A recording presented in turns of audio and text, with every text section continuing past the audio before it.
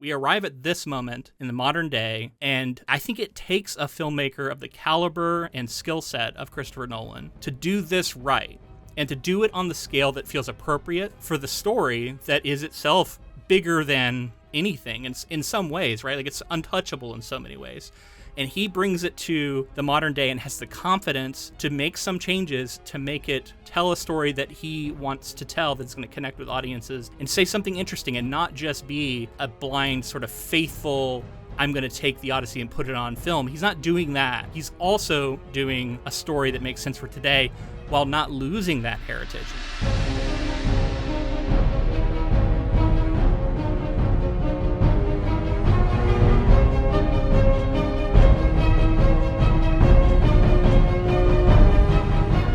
Welcome back, friends, to episode 390 of the Ink to Film podcast, where we read the book and then see the movie. I'm filmmaker James Bailey. And I'm writer Luke Elliott. And this week, we discuss Christopher Nolan's 2026 film, The Odyssey. This is about as big as they come. This is adaptation heaven, I feel like. Or I guess adaptation Mount Olympus for this project. But yeah, this is one of those projects that we saw and knew we were going to cover as soon as it was announced. Christopher Nolan, The Odyssey. It makes so much sense. It gives us an excuse to go back and read Homer's work, which we did last week. We both had a lot of fun with it. I had a bit of a Greek mythology phase and generally love checking it out and studying it. And that was so fun to go back and read it, especially this Emily Wilson version, this translation that is fairly new, and it was new to both of us. Over my head here, if you're in the video. It's a 2017 translation that was, kind of controversial, or it made waves, caused a stir, perhaps, when it came out. And we go over all those reasons why, a little bit more of a deep dive into the translation in particular in our previous episode. But this week we're going to focus on the movie, and we'll be making some comparisons to that. Yeah, which I thought was a great episode, and I recommend people check out because I think it's going to pair really nicely with this. Yeah. But this week we are speaking about Christopher Nolan, who is somebody we've spoken about in the past with The Prestige. Yeah. And Memento. And Memento, yeah. Yeah, both adaptations. A filmmaker who I think rightfully gets a lot of respect. And I think in some circles, Christopher Nolan can be a bit polarizing, but he is that type of auteur filmmaker that's at the junction of like blockbuster fare and art house auteur filmmaking, and that's such an interesting space. And I've always appreciated that he like is this champion for film, like celluloid film, like and then like seeing these movies in theaters and really creating these event films for people to go see. Yeah, I don't know that he's the perfect filmmaker. I don't know that he's my favorite filmmaker, but he's the type of filmmaker who makes movies that I want to go see in theaters. And with that being said, I did go see it in theaters. We both went separately, but I went to see it in the largest format, the 70 millimeter 15. You were lucky enough to at least be in the same state as one of those. Only 41 in the world, 70 millimeter capable. 20 something in the US. IMAX films. Yeah, 25 in the US, I think. Yeah, it's called IMAX 70 mil, and I can talk more about like what that means specifically. But I had never seen a film in that format before, and I've always wanted to. Yeah, it's just I want to now. It's like on my bucket list of things I want to do at some point. I had wanted to see. I've heard about when they've done like Lawrence of Arabia and some of these other like large format films that I've always wanted to see in that. But this is just it just became the perfect moment, especially this is to the do it for one. the It was shot 100% on those cameras, which is crazy. Never been done before. Nolan's been playing with IMAX 70 mil for a long time, dating back to like The Dark Knight, and he uses it for certain scenes and stuff. But this 100% was shot in that format, and it's a bear to shoot, as I'm sure everybody's hearing in their, on the online discourse about it, is like, we're talking about like a 300-pound camera that it's so loud it sounds like a helicopter nearby you, and they have to create a blimp to shoot the close-ups and the scenes that are more intimate and stuff. Yeah, there's like limited amounts of time they can do it. I saw, so normally I don't watch a lot of behind the scenes stuff, but I have just been like flooded with tons of videos and behind the scenes stuff. I think because this movie is just massive right now. It's huge, exploding.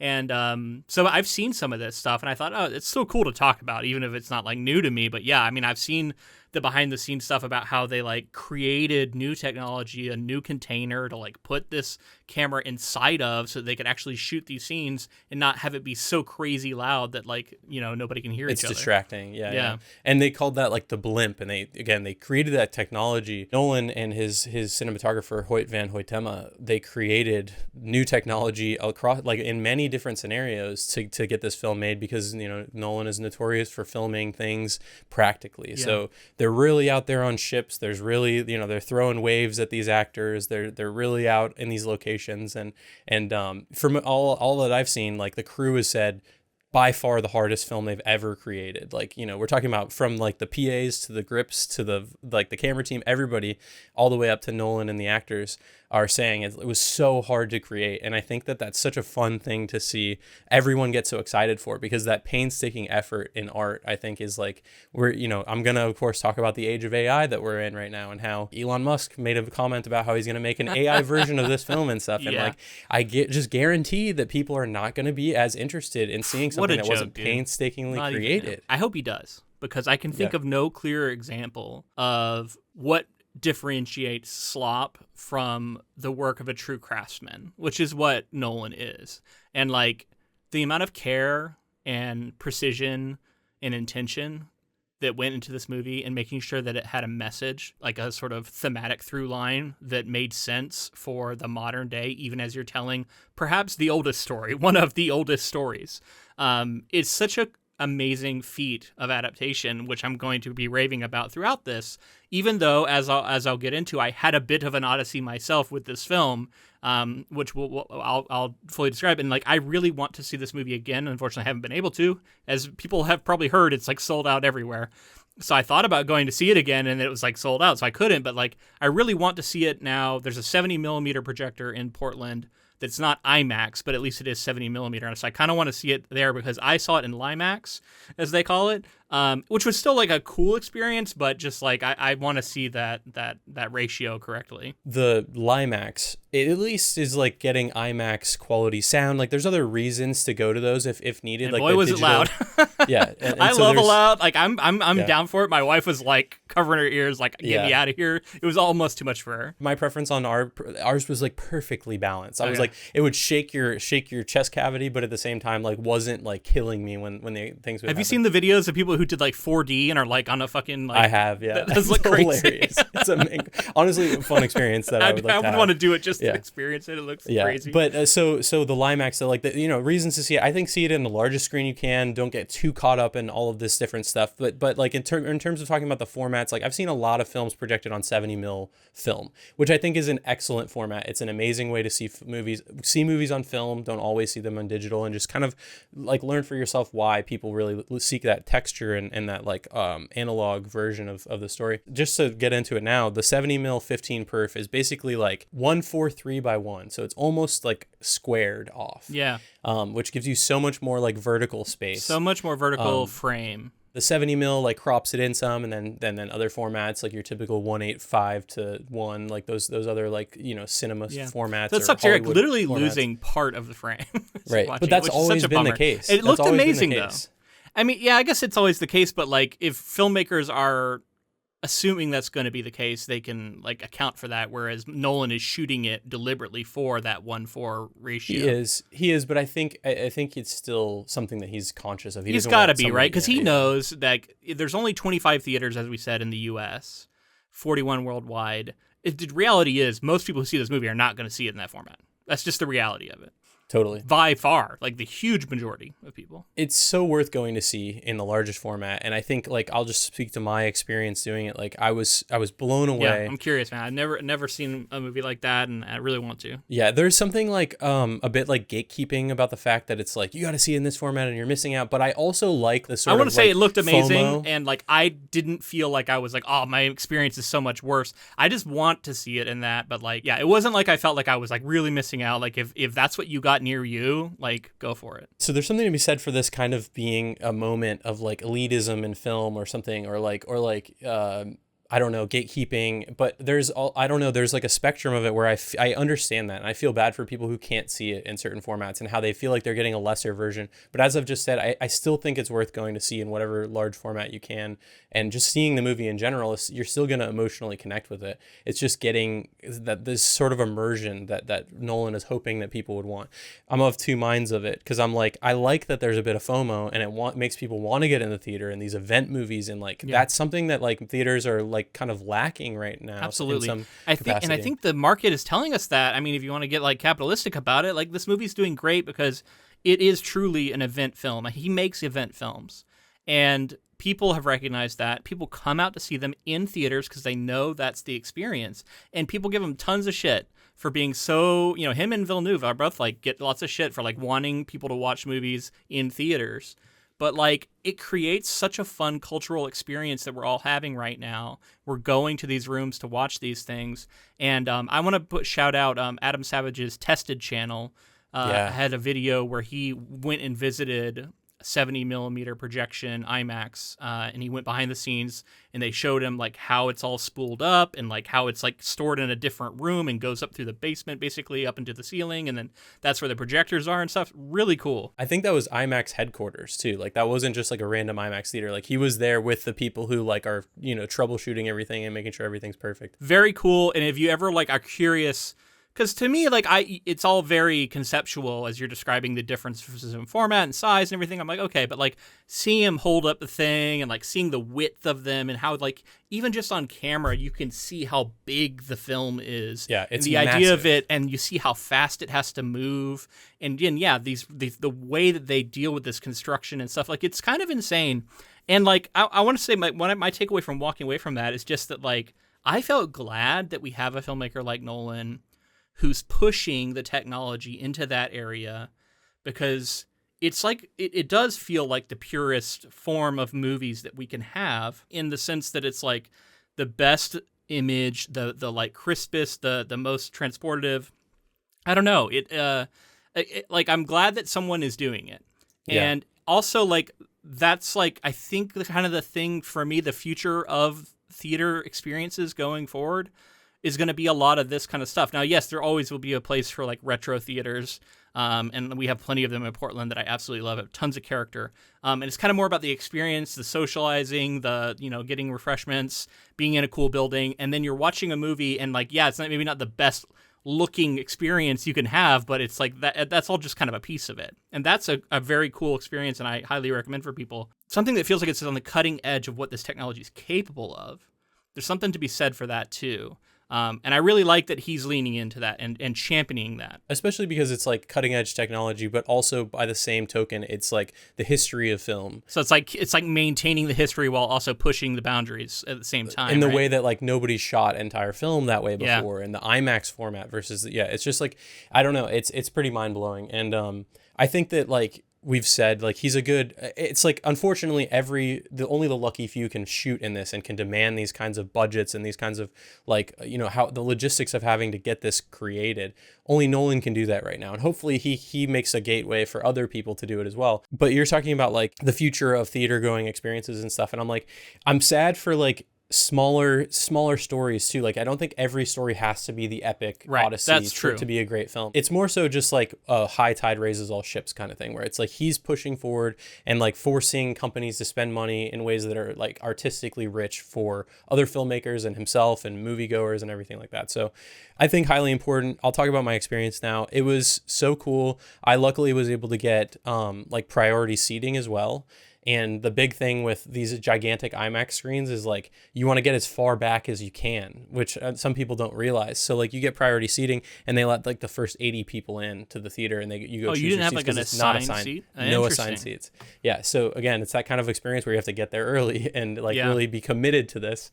But anyway, so priority seating, I got to the back, and we were able to get like in my estimation, the best possible seats I could get. Like I was slightly to the right, but really like perfectly balanced, because this screen is absolutely massive and it all encompassing. And even I'm like the second to last row, I still felt like, it's completely taking over your peripherals. Like you have to like actually move your head to look at all of the screen at times.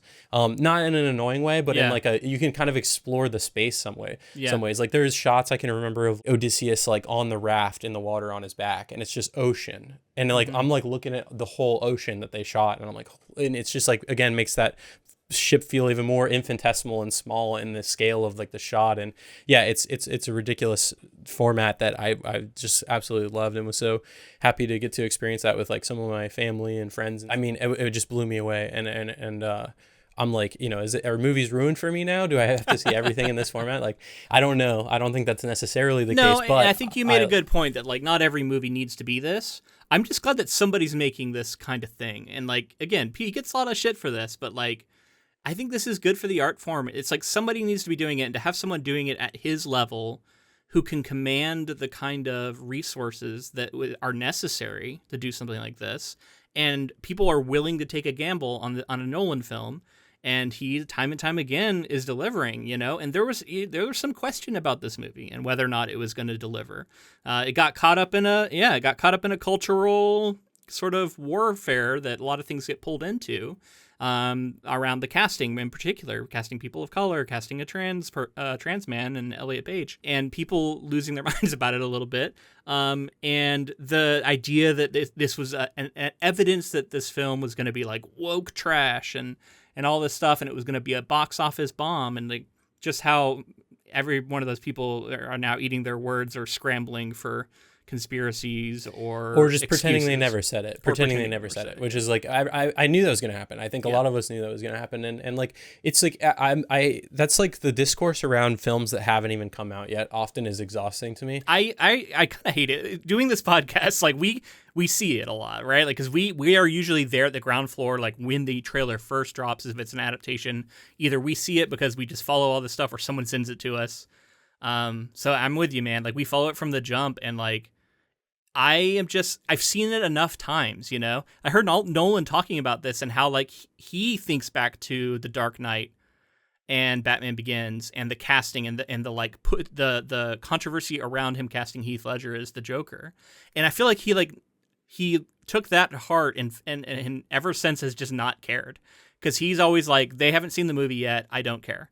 And like, I think that's the right attitude, like he's making these decisions again, intentionally and for reasons, and believing that he's on the right track. And I think that's the way to go about it. Yeah. And I think, like you said, everybody who cared about those little trivial things and they wanted to have their moment, had their moment, and now it's over. And now we're all talking about how insane this film is and how like, what a cinematic experience it was. And I think people are going to, be talking about this movie for a long time. And, Nolan, just like, I respect the fact that like his films are like kind of wait and see. I think people have words about Tenet. There's a lot of his different films that people feel like certain ways about. Sure. And I'm not here to say that everything he does is 100%, works, but like, I don't need my artists to do that. In fact, I like it when they're taking risks. And if you want an artist to take risks, that means sometimes it's not going to work for you. And I think that's fine. I'm fine with that. And I love that led us to this movie. I'm not willing yet to say that this is like his best movie. But I am open to some conversation about that. Perhaps we'll get into it. And I'll talk about my journey through the movie as well, and how like my thoughts on it changed while I was watching it, but then also afterwards. Like, this has been a movie I've thought a lot about. It's been a few days now since I've seen it, and how I just find myself going over it time and time again and like thinking about different things. So excited to get into the plot of this one and what I've seen here. Definitely. Just to cap off what we're talking about too, like it's been kind of cool to see everything being sold out, everyone talking about the film, it's made its budget back immediately. People don't realize how much the theater industry in particular, like movies, yes, somewhat in trouble.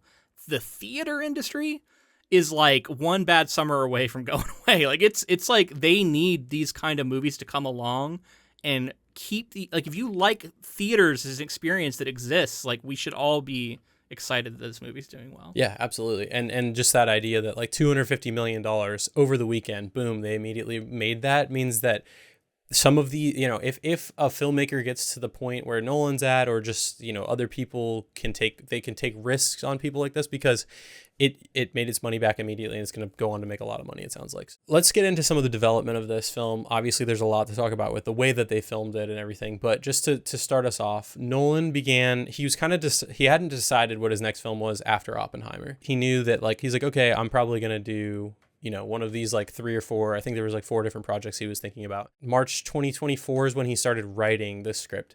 And then Universal secured the project by October. And then it was publicly announced by December. Then he was casting. Damon was confirmed by like February 2025. So we're talking about like a year and change ago that like casting was finished, and then like the filming process had to be. That came together fast then. Wow. Really did. Yeah. Nolan described his draw to the material as he saw a gap in cinematic culture.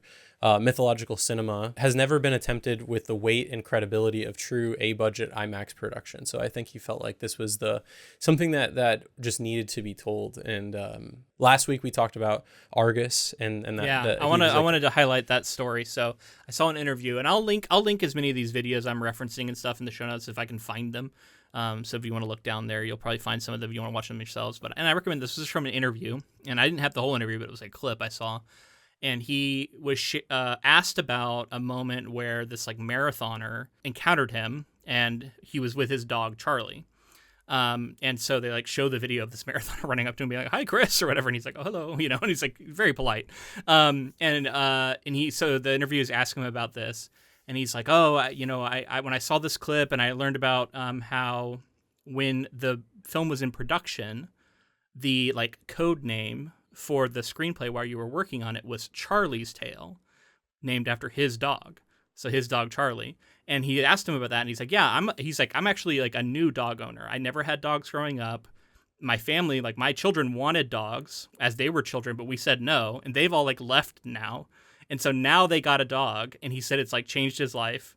And he's like, and it's like, oh my God, you know, and I'm just like, I've loved dogs my entire life, but like I've seen this happen with other people and stuff, and it's kind of amazing. And it sounds like really this tale of Argus really drew him to it. He said when he was reading it, he found it heartbreaking, and that connection and the connection with his own dog, I think, is kind of at the core of this. And it really showed to me just how important that is. I think it's easy, even in this movie, to overlook how important that is. It's not just a tug at the heartstrings moment.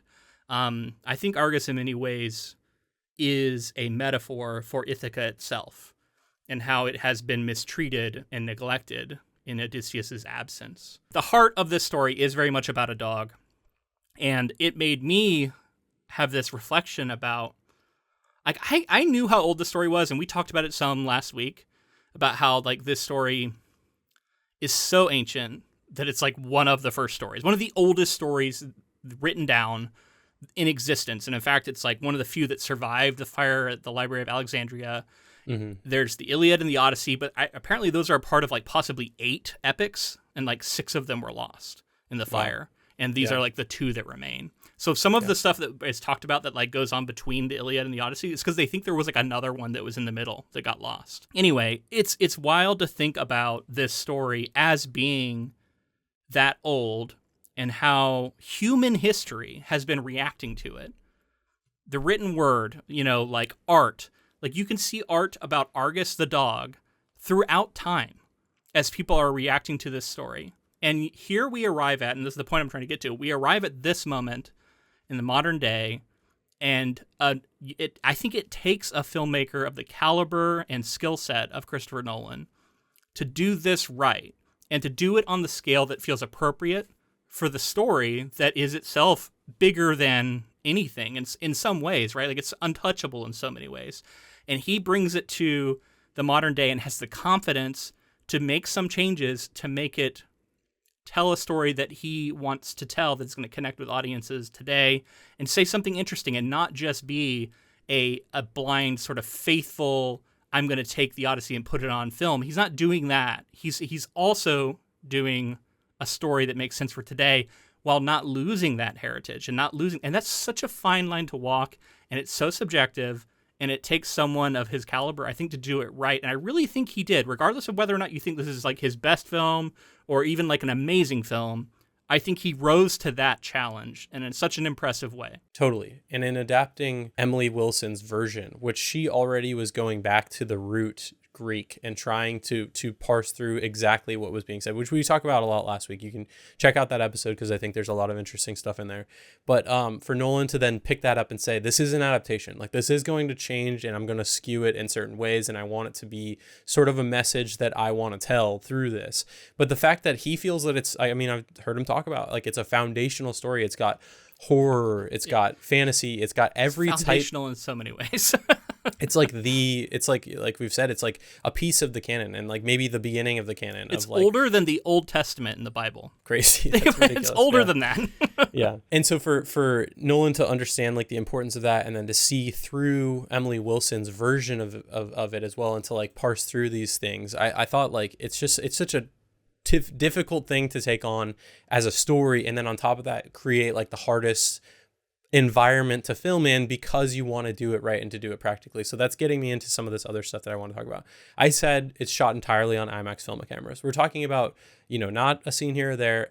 There's a 300-pound camera that they constantly had to use. There were some scenes with anytime that somebody needed to be having a reverse shot conversation, the camera was so large that the person, the off camera that was supposed to be the eye line for the actor couldn't stand where they needed to because this camera was too large. So they literally had to put mirrors rigged onto the camera to then reflect this person's face into a mirror, into another mirror to the other person who's performing so that the eye line would match where it needed to go. And so we're talking about that level of detail in the smaller scenes, the level of detail, the production design, the costuming, the casting that's been done. Every single category, department, all across the board, like everybody's doing the best possible work. They're doing these things. They're filming in Greece, Italy, Iceland, Morocco, parts of the Sahara. Like they're filming in like extreme conditions. And Matt Damon has even said like, it was just relentless. And I'm like, it's no, and these people aren't complaining when they say this. They're just talking about like what was achieved. He like, really taps into the like theater nerd, like movie nerd of all these actors. You can tell how excited they are to be a part of this. And that's why he can get such massive actors to come in and do smaller quote unquote roles, because they know they're a part of something so special when they're in a Christopher Nolan film, much less this film. The way that everybody who's involved, it seems like they share his excitement, and maybe he like deliberately seeks people out who do, because you kind of have to, and like and be willing to go the extra mile. Like I saw one thing where they were talking about they were filming. I think it's like a scene later on in this temple, and base camp was like at the foot of a giant mountain basically, and they had to like hike to the top of it to film, and then they would fly stuff up in helicopters, and it was just like expected. It's like, all right, gonna shoot today, time to go on a hike, and it was like multiple hours. And it's reminiscent of like, and they're in full costume as they're hiking, and that was like the actors. It's crazy. Reminiscent of what we talked about with like the Lord of the Rings and what Peter Jackson did with some of those people. Like Sean Bean wouldn't get in helicopter, so he was hiking up mountains and stuff in costume to do some of this. And but like you said, it's like these people are willing to do that because they want to. And maybe Nolan pulls that out of everybody and demands that, because I've heard a lot of people say like he's not asking you to do something he also wouldn't do. He's like there on the ships with them, and you know what I mean. He's like he's right in there, and they're constantly, there's like sandstorms happening, and there's like hoses spraying water, and if not, they're actually filming in rain, and it's like it's intense, and like I'm sure they were doing it safely, and I'm sure they were doing it efficiently because they needed to meet the budget and finish on time and everything like that. Yeah, it's an incredible feat to think about this, and I think people have been talking about this production for a long time as like kind of the pinnacle of like just everybody coming together, using their A game, and then overcoming like such a hard. They went on a legit odyssey themselves. Like they left their families behind. They went into these harsh conditions, and like they all made it out on the other side, it seems. But yeah, and a lot of that technology you were talking about that he's like pioneered for this, and just like even if it's not technology, but just like methods of getting around certain things. That's the kind of stuff when I hear about. I've seen this happen enough to where it's like that'll become a thing now that other filmmakers will look to and be like, how did Nolan do it? Oh, that? Okay, we'll do that. And it can become this thing where like now that's a thing that movies will start to do, and maybe they'll start to find out better ways, but like it's all part of the history of filmmaking, and it's so cool to see someone who's like, honestly, with like every film he does, it seems like he's innovating the craft. And then again, nothing to say for like how you feel about the story that's being made. Yeah. I'm talking about the craft of making a movie. He's innovating, like, and I think that's not debatable. I think that's the case, and like, you know, I think sometimes it's like people might look at this and think of like how some actors are like method actors, and they go and do all this extra stuff, and it's like, come on, dude, just act, just do the acting thing. But it's like, again, it's an intention. It's like a making yourself do it because it's hard, and because you feel through that experience or through that exercise, you're going to create something better or something that you feel is authentic. And I think that comes through in a lot of different ways here. I do want to talk about some of the casting. Just like, there's so many people in this film that we are not going to be able to talk about every single one. Yeah, no way. I think everybody's giving incredible performances and stuff. I want to talk about some of the casting that was like surprising for some. So like Travis Scott is a famous rapper who appears as the bard here. Yeah. And it's so interesting to think about Christopher Nolan coming across like Travis Scott music and just like listening to Travis Scott music. I'm like, I can't justify the two in my mind, but I think it's cool that he did it. But he said that he wanted to draw a line between like hip hop and Homer's like oral poetry tradition and how that like comes together. And that was his intention with something. I don't know if this was just someone's theorizing or if Nolan's actually said this, but I saw connections being made to Coogler's Sinners and how that movie may have influenced like this decision. Which I don't know if that's true or not, but that would be cool if that's the case. I know that Nolan was involved with helping Ryan Coogler in terms of shooting in that format and like kind of making sure that I think he helped him. I think he helped talk to the studio or something and was like, you need to make sure this guy has enough film or the certain format. Because I know he shot some scenes in IMAX for that as well. So maybe he was like, maybe there was a common connection there that I didn't even think about or know about. Yeah. Other people to talk about, Robert Pattinson, frequent talked about person on this podcast. Yeah, we talked about Mickey 17, Twilight. Yeah, we've done a few of his movies. Quite a few. He continues to like, I've seen people talk about this. He just plays like weird little goblin guys and like weird creeps and like physical transformations and like detestable characters often, or just weird characters. And it feels like so much of his acting choices have been built around like moving away from what he kind of got typecast early on as this like heartthrob character. And like, it's really interesting to see. And I think it's honestly pushed him into some really fascinating roles. And yeah, like I just think he's a great performer. Honestly, I'm really a fan of his at this point. And he's hilarious in interviews. Yeah, he's like such a liar kind of some of the time, where he just says crazy shit. Yeah, he's just such a wild card. I also want to talk about Anne Hathaway because she plays Penelope in this film, and I thought again, I think we've talked about her a couple times as well, and I thought she brought a lot to this role. I really liked like some of the intensity that she brought at times that I'd never really seen in the character before. In past versions, her relationship with Telemachus, Tom Holland's character, I thought just was really strong throughout. Brings me to Tom Holland and Zendaya's in this film, and apparently they're married now and stuff. So it's been interesting to see like their press tour with, along with John Bernthal, now they're jumping onto the Spider-Man kind of press tour, and it's been interesting to see all of them together. Zendaya's Athena, I think, was a pretty solid choice for like a goddess like that, but an unexpected one. Honestly, you're looking for someone with like otherworldly presence and beauty. I mean, Zendaya's like right there. Yeah, go for it. She kills it. She's really good. And I was getting shades of like Chaney from like the way that the kind of ethereal nature of that character and the dreams and stuff sometimes in Dune, and the way that she kind of reveals and I have a lot more to say about Athena in this movie as we go through, but it's be spoilery, so I'm not going to get into it just yet. Yeah, I'm going to list off a few other people that I think we got to talk about. Lupita Nyong'o as Helen of Troy, and she also played Clytemnestra, so she played both of the twin sisters. But she was, there's a lot of controversy around her being Helen of Troy, and she was a person of color, and she's great in the film, and like the controversy is ridiculous, and like she absolutely like deserved to be there and turn in a great performance. Charlize Theron, we have Benny Safdie, who plays Agamemnon, just like John Leguizamo, and like maybe one of my favorite Leguizamo performances. Yeah, we just talked about him in Romeo and Juliet not too long ago, the Baz Luhrmann film. In that film, he was bringing something, because he's kind of really known for a lot of comedic roles. Yeah. And in that film, it was kind of partially comedic, but also kind of theatrical. And like seeing him here, I loved this performance, and I thought he did a great job. I have a standout you haven't mentioned yet. Maybe you're getting to her, but I'm going to jump ahead. Samantha Morton playing Cersei. Cersei, yeah. just an incredible sequence, which I'm sure we'll get to in more depth. But she is someone who we've talked about on the podcast a couple times. Once for Minority Report, as she's one of the precogs, and then the other time was in Jesus' Son. She played an important role in that. So yeah, we've talked about her a couple times now, and it was really cool because I was like, she's so familiar, and then I had to like look her up later, and then it was like, oh, that's who that is, and it kind of clicked for me. But yeah, she's really good. John Bernthal's in this. I don't think you've mentioned him yet. Well, briefly, it's a star-studded crazy cast. Himesh Patel, by the way, might be good. my standout as Eurylochus. Like, he's kind of the second in command to he has a ton of screen time, does a great job the entire time, but he's second in command to Odysseus, and I thought he was like perfect cast for that. And he's like, because you kind of get like his exasperated self, you get why he feels the way he does through a lot of the film, and like you're kind of on his side, but then crazy things happen.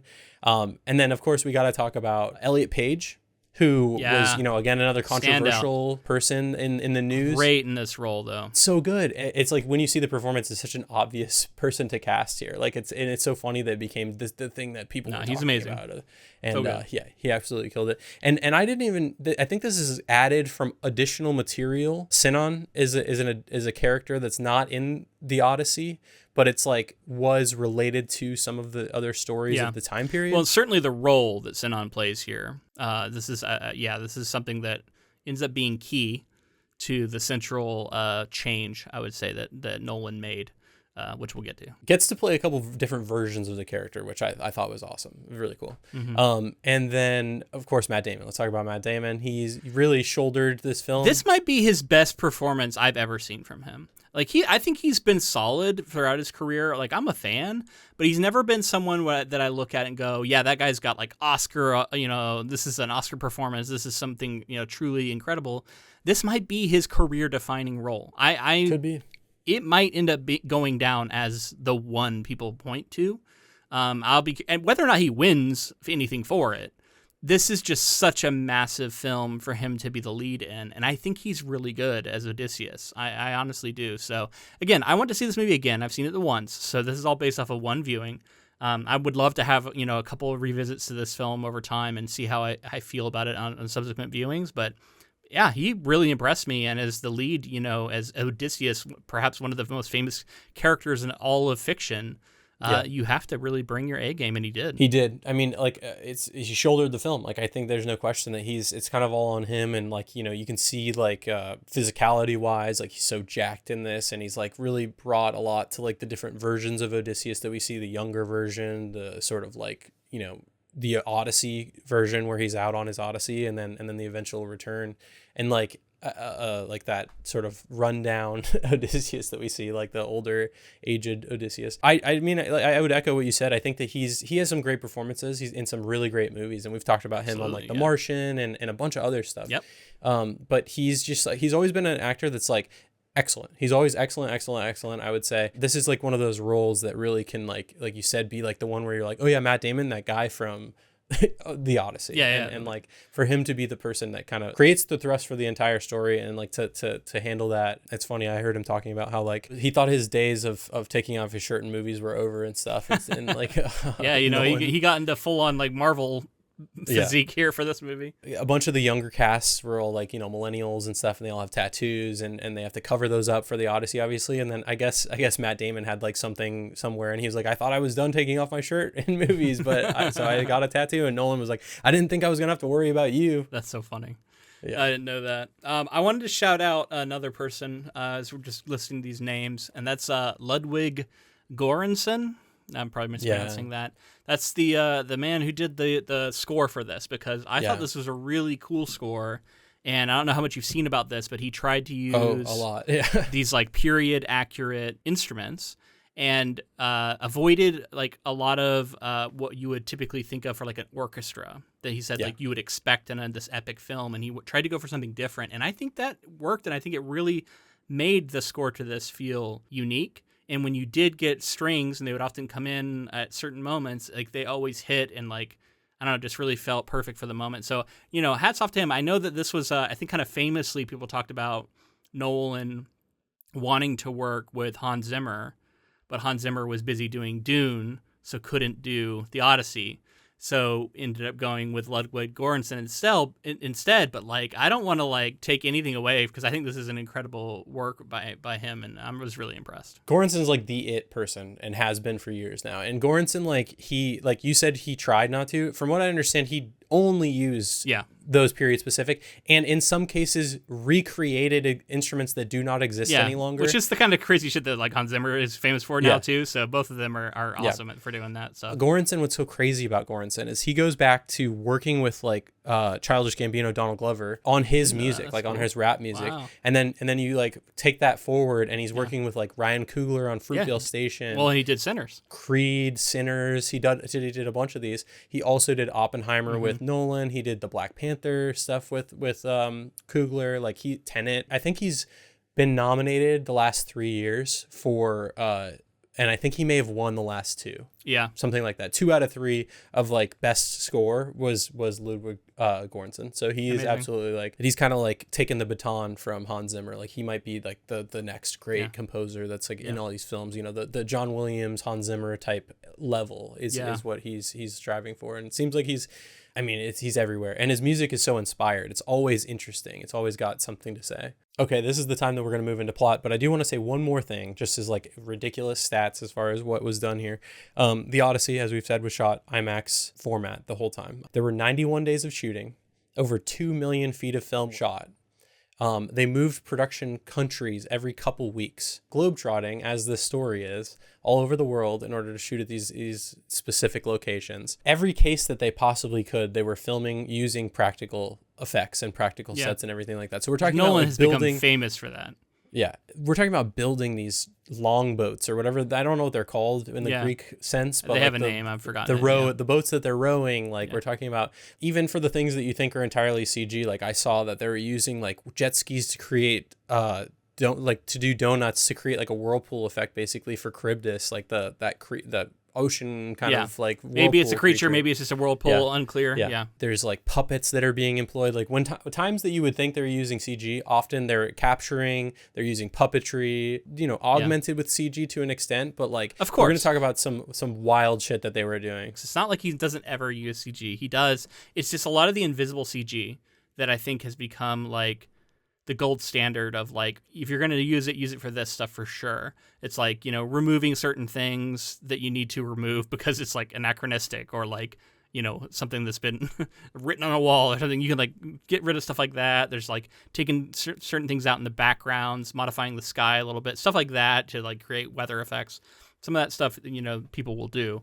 And it tends to not even be noticed by film goers. It's when you do a big CG monster that's the ones everybody thinks about. Like no one really complains about the other stuff, but when they see that and it doesn't look great, that's the stuff you notice. Human beings like flipping through the air. Yeah, sometimes. Humans are tough. Animals, like if you're doing like a dog or like a goat or, you know, a wolf.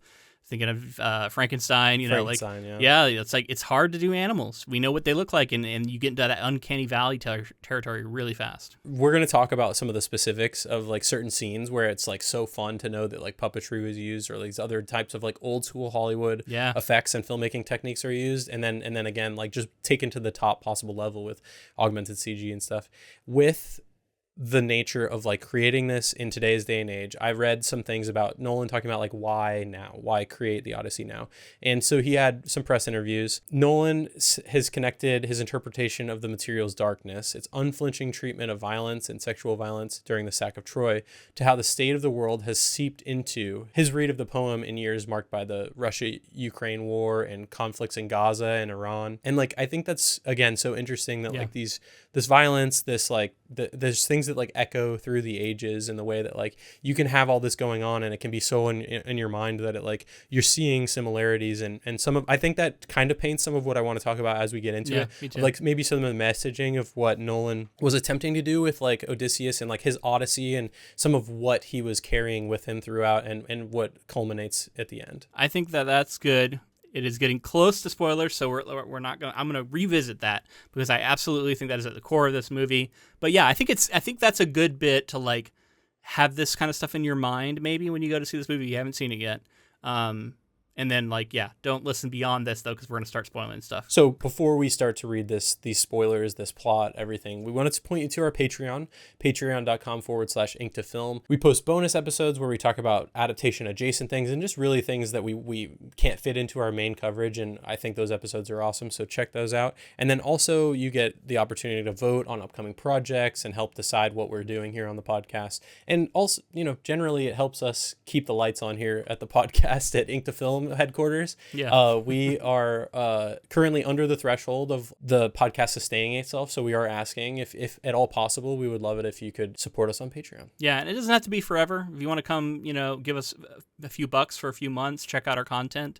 You don't have to feel like you're making a lifelong commitment, but of course, as long as you're enjoying this content, we love to keep your support because it does keep us going. So once again, that's patreon.com/ink2film. Okay, so plot begins. Ithaca is 20 years bereft of its king Odysseus, who disappeared following the Trojan War. Several suitors, including nobleman Antinous, aggressively court Odysseus' wife Penelope to claim the throne from Odysseus and Penelope's son Telemachus. Only Penelope, Telemachus, and half-blind servant Eumaeus still believes Odysseus will return. Telemachus travels to Menelaus, king of Sparta, to discover his father's whereabouts.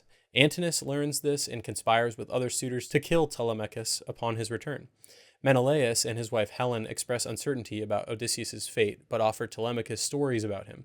Penelope tells Telemachus she fears attacks by murderous people from the sea, who violate Zeus's law, the mutual respect between guest and host. After leaving Ithaca, Odysseus and the Greeks spent 10 years besieging Troy. Odysseus masterminds a plan to hide inside a large wooden horse to sneak into Troy, with Sinon left behind to present the horse as a gift.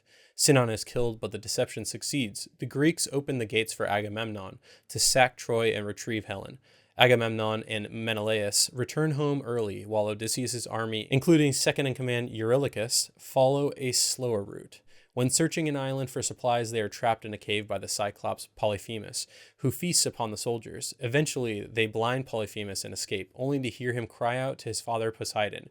The crew suffers harsh sea conditions. They then land on Aea, where giant Lystrygonians kill most of their party. The survivors rebel, leaving Odysseus with their ship as they seek refuge with the witch Circe, who turns them into pigs. After Odysseus persuades her to change his men back, Circe warns that to reach Ithaca, Odysseus must cross Oceanus into Hades. We see Sinon being the one left behind, and who dies immediately, very beginning of the movie, and who we learn later wasn't told what the plan was. The total plan, yeah. Didn't even know that the Greeks were in the Trojan Wars. Didn't know, yeah. We get everything setting up the situation in Ithaca, which is, of course, really important. We see Telemachus as Tom Holland, who does play a very sort of innocent, pure kind of kid. And I heard Tom Holland say elsewhere that he kind of played him like he was 16, even though he should be at least 20. I think if the timelines to work out, but he played him like he was quite young, and I think that's fine because he would have been pretty sheltered, I guess, as a wealthy kid, and because of that, he's not, this might be surprising to people who are used to seeing him as Spider-Man, right? He seems like a good kid, but he also seems like he's in over his head with these suitors. Yeah. He's not can't stand enough up to them. He can't he can't assert himself. He seems his journey is going to be about finding some ability to do that. But, he needs his father there, I think, too, and who he's never known. He's never met. This is something he left when he was an infant. Yeah, and all that's straight out of the story, I would say. Till they played up Telemachus as maybe a little younger and, less capable. And, we see him with mentor, kind of training and learning to use the sword a little bit, which it's so funny to me that there's a name of a character, Mentor, and I'm is that the root of us calling a mentor yes. If somebody no, it's gotta be, right? It is, yes. Isn't that crazy? Talking about the legacy of this story, that is such a perfect encapsulation of it. That word means that because of the character. Yeah. Isn't that cool? He's like a bodyguard, teacher kind of person. Yeah. And like, that's just like, that's what it means now, is like, it means like a teacher who's taking you under their wing. Yeah. I think Tom Holland did a good job of like really playing that, like, you know, early Luke Skywalker, like, I want to take the power converter Satoshi station. Like, that's like the early, that's what we get with the early Telemachus here. It's pretty good Luke Skywalker impression. Yeah. Oh, come on, Uncle Ben. Hey, you know what? I'm named after Luke Skywalker, so I can laugh at that. Yeah. But he plays like that young, not very capable person who I think as the story goes on gets more agency and gets a little more, you know, confidence. He has a classic tale of like growing up, becoming a man or an adult at least. Mm-hmm. But yeah, we have simultaneous stories going on. So the very important story that I've touched on a little bit of Argus has started to be introduced here. We know that this is Odysseus's hunting dog that he sort of saves from being discarded, which is something that like brutally happens there. Yeah.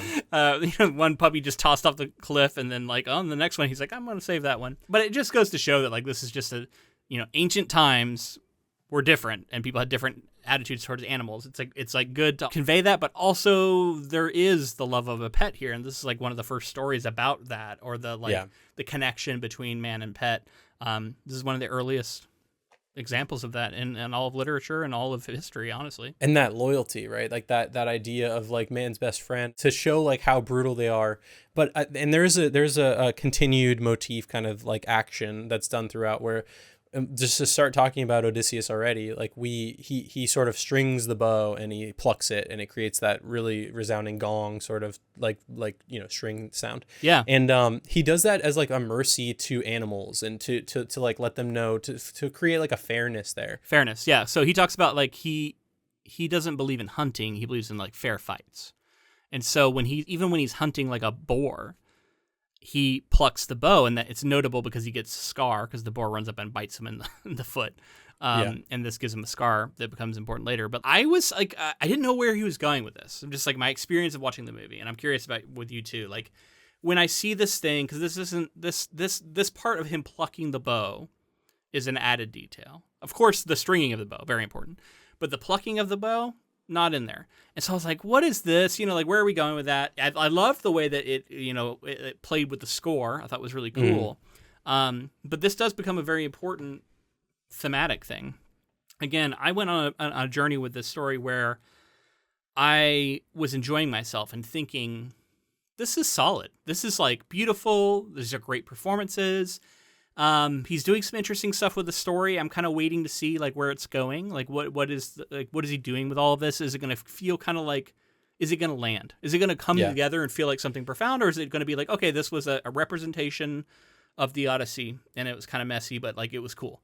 And like, if it had been that, it would have been like, this was a solid movie, fits solidly in his filmography. But yeah, it was interesting for me to track that as we go, because it's the final act, the final third of the movie, if you wanted to say that, where things really come together for me. So I'll save it for that. Yeah. But yeah, at this point, I was kind of like enjoying myself with a little bit of hesitancy, thinking like good, but nothing is like amazing me yet. I mean, other than the fact that I was like so enthralled by like the filmmaking techniques and things being employed, like all that kind of stuff. But like the story, yeah, I also was like, I was feeling like, okay, like hopefully this all ties together and it all makes sense. Like the plucking of the bow, I brought that up just specifically to say like that in an era when there's just, animals could be seen as like food or throwaway and all this other stuff. It's cool to see in this ancient story that there is this like really important dog, and how important that like loyalty and that connection like carries through. I was along for the ride. I was really enjoying myself. And as it was approaching the end, I was kind of, we started knocking out some of these massive things, like, which I think are great scenes that we're going to revisit in a second. But like, the Polyphemus scene and like some of these other like iconic moments in the Odyssey. And as we were getting to some of the end of that, I remember being like, man, is this going to like have just been like pretty good? Yeah. And I think like the final act and some of like recontextualizing stuff along the way, like really solidified all of it for me to feel like near the end, I was like, wow, I actually like really love this. That let's keep our finger on the pulse of that. But let's talk about those scenes. Yeah. So let's talk about the Cyclops. Let's talk about Polyphemus. Really incredible. As you've talked about, done practically through different ways. There's a human performer at different times. There is a giant puppet that was fucking massive. I saw the human performer had fully edible Greek soldiers that he would hold and bite into. They had like blood bags in them and stuff, and like it's like when you see like the biting or the tearing of arms off and stuff, like that's like a practical, at least staged practically, and then augmented with CG and everything. As we and they about. shot like in the cave. Apparently, it's like that. That blew my mind. I saw that in a behind the scenes thing. We must have watched the same one. I'll link it if I can find it. But it's like this is the cave rumored to be the one in the poem. Yeah. And they like went there and shot in it, which like no one had ever done. It's also like absolutely fucking massive cave. It's huge. Like it's a crazy cave. Yeah. All that was, I mean, that's like probably that's the thing that stood out to me over the decades since I last read the Odyssey. It's like the Polyphemus, like the sneaking under the sheep and like sneaking out with the sheep after blinding him and everything. And that scene played really well. Yeah. And just like how I've never thought about a Cyclops sort of looking the way that the Cyclops did, with like the eye wasn't like vertical, it was kind of sideways, and then the nose was, it looked like it had been twisted. So it was kind of like twisted sideways across it, and like there may have been another eye, but it didn't develop or something, and so that's like how the Cyclops came about. But yeah, quite grotesque-ish looking, but I think that's the point in the story. It's described as grotesque, and yet still sweet to the flock and gentle. I saw a lot of people on the internet who perhaps are not familiar with the Odyssey at all and don't know the story at all, reacting to like, oh, you know, he's just there with his sheepies. He's just there making cheese, and they like raid his house and, you know, blind him, and like it's brutal, and like what the hell, you know, and like that exists like in the story, which we just did last week, and like I think that's always kind of been the case, even though he eats some of them and he's kind of monstrous in that way. There's always been this tension between that and him seeming like he's kind of just hanging out and he's got his own culture and he can talk, like, which he does a little more of in the original story than he does in the film, but like he's able to communicate, and so he's intelligent. And in fact, there are other Cyclopses, which we know about in the story, but that's not really shown in the film either. But like, it just further underscores this being like kind of a person that just gets abused here. I love that once we get to the end, and this all recontextualizes for me, this is like an early, like, these are all different examples of like Zeus's law being used and also being abused, right? So this is now them assuming, they're like, he knows about Zeus's law, right? We're going to come in here and like, we're going to have some of this cheese and it's all going to be good. But like, that's like abusing it, right? Like that, I feel like that, I don't know exactly like what it is precisely, but like, I feel like just showing up and like making yourself at home is different than like someone welcoming you in and offering you something. You know what I mean? And I think they even know that. I think the law is what's implied. It's that you are supposed to assume that a guest could be a god, and in that way you're supposed to, but the other person who's being gifted the hospitality is supposed to wait for the other person to offer the hospitality first. You're not just supposed to assume it without even hearing anything, and that's why like the suitors are assholes for what they do with it. They're assuming a lot of stuff, in the same way here, and we see how they treat beggars. That's introduced at the very beginning, by the way. We see how they treat beggars poorly, you know, at these events. And yeah, I mean, this is an example of that. Then we get the follow-up scene with Cersei. First we get the Lystrigonians, but is like in between. Oh yeah, man, there's so many. So the other thing I was going to say about Cyclops, though, that scream. Oh yeah, haunting, and also like one of the first moments where my wife was ready to leave the theater because it was so it was so loud and like jarring to hear. It was intense. She made it. She had a good time, but she was like, oh my God, it's so loud. It's been fun to have like such a universal experience with people, like people reacting to a lot of different moments in the scene, and just seeing people react to the bowstring pluck. Yeah, because he does the scream. It comes back here. So this is like a moment of him. I think he's recognizing that he's kind of abused this, and he feels kind of bad about it. So there's a journey that I wasn't like, didn't realize I was experiencing, and now I want to like track it. But thinking back on it, we're seeing Odysseus, and we know timeline-wise this is after the Trojan horse. So he is now, I think, experiencing these like echoes of this moment where he knows that he has like abused Zeus's law here, and he's actually in the wrong. And I think he kind of recognizes that in the bowstring. Now here he actually shoots an arrow. He shoots an arrow at it, but I think he's trying to like make it more fair. because they're about to escape without any problems, and he fires the arrow and then it charges after them. I think it ends up like killing some of them too. Oh, definitely. Which happens in the kind of something similar happens in the book, but it's like him calling out by name, so it's like a little different. And Nolan made that another bowstring moment. Yeah, that bowstring moment too. Like he's about to fire. So again, they've blinded Polyphemus. They've like maimed him set heavily to where he's gonna be experiencing that forever. And then he's about to fire the arrow, and then he takes it. He's like, no, I'm not going to fire it. Then I'm going to pluck it and then fire it. And I think that, again, that was a moment of him being like, this isn't fair. Like we've blinded this creature in its house, and it's like, holding back, but he still wanted to fire the arrow because I think they still had to have that moment of like his hubris of like him, of him calling back and saying, it's my name is Odysseus. And right. I'm the one who. That's what it seems like it is, but I don't think that's what it is. Like in this version of the story, when he fires the arrow, I think that is truly him feeling like I want to give this thing a shot. Oh, to get some of us or something. And it's not out of like a sense of hubris as much as it's like a sense of what we've done was so dishonorable and unfair that this will level the playing field a little bit. And why does he feel compelled to do that? Psychologically, I think we find out. By the time, I agree. I didn't fully understand it. I thought it was just that moment of hubris of like, I got to put my name out there. Because in the story, the original story, he's like, actually, tell him that it was Odysseus who did this to you. Like it was like kind of a moment of like bravado. Right. And so this is changed here. But let's move on. So next we get the Lystragonians, which like I know some crazy stuff went behind that where they had I don't know if you want to reveal it or not. Forced perspective, but also a bunch of 7-foot tall stuntmen and stunt women, and then a bunch of 5-foot tall stuntmen and stunt women in these scenes together that they then use forced perspective to even increase their size. But I saw like a behind the scenes photo of them all just standing next to each other, like a row of all the 7-footers and a row of all the 5-footers in front of them. It's hilarious. It's very cool that they were pull it off that way. And I love the way that this still has that sort of Odyssey feel where like it's like disorienting. Like they land on this island, they meet this little girl, seemingly a girl or someone that like screams out or whatever, laughs or something. Yeah, she's like weirdly tall though for her age. Yeah. And then they all start coming, and you're just like, what the fuck is happening? We don't know what's happening. And then they just have to escape, and a bunch of the men die.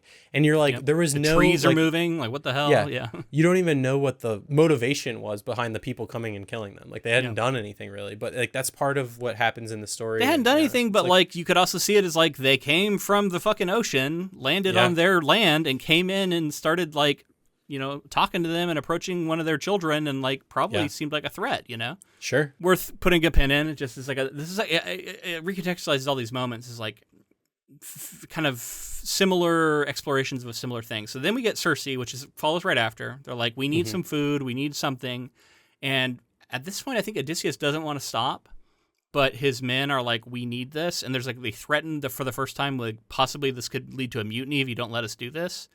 And he's actually left on the beach, where he like goes and he ends up hunting after a deer, and he does the string pluck to give it a chance to run. Then he still kills it, and the cool reveal of like that it turns into a person. That's him. That's his like, oh shit moment. Intercutting with like his men in Circe's cabin, like eating the food. So they've met Circe, Samantha Morton, who stand out like as far as like the smaller roles. I think she's incredible as Circe here.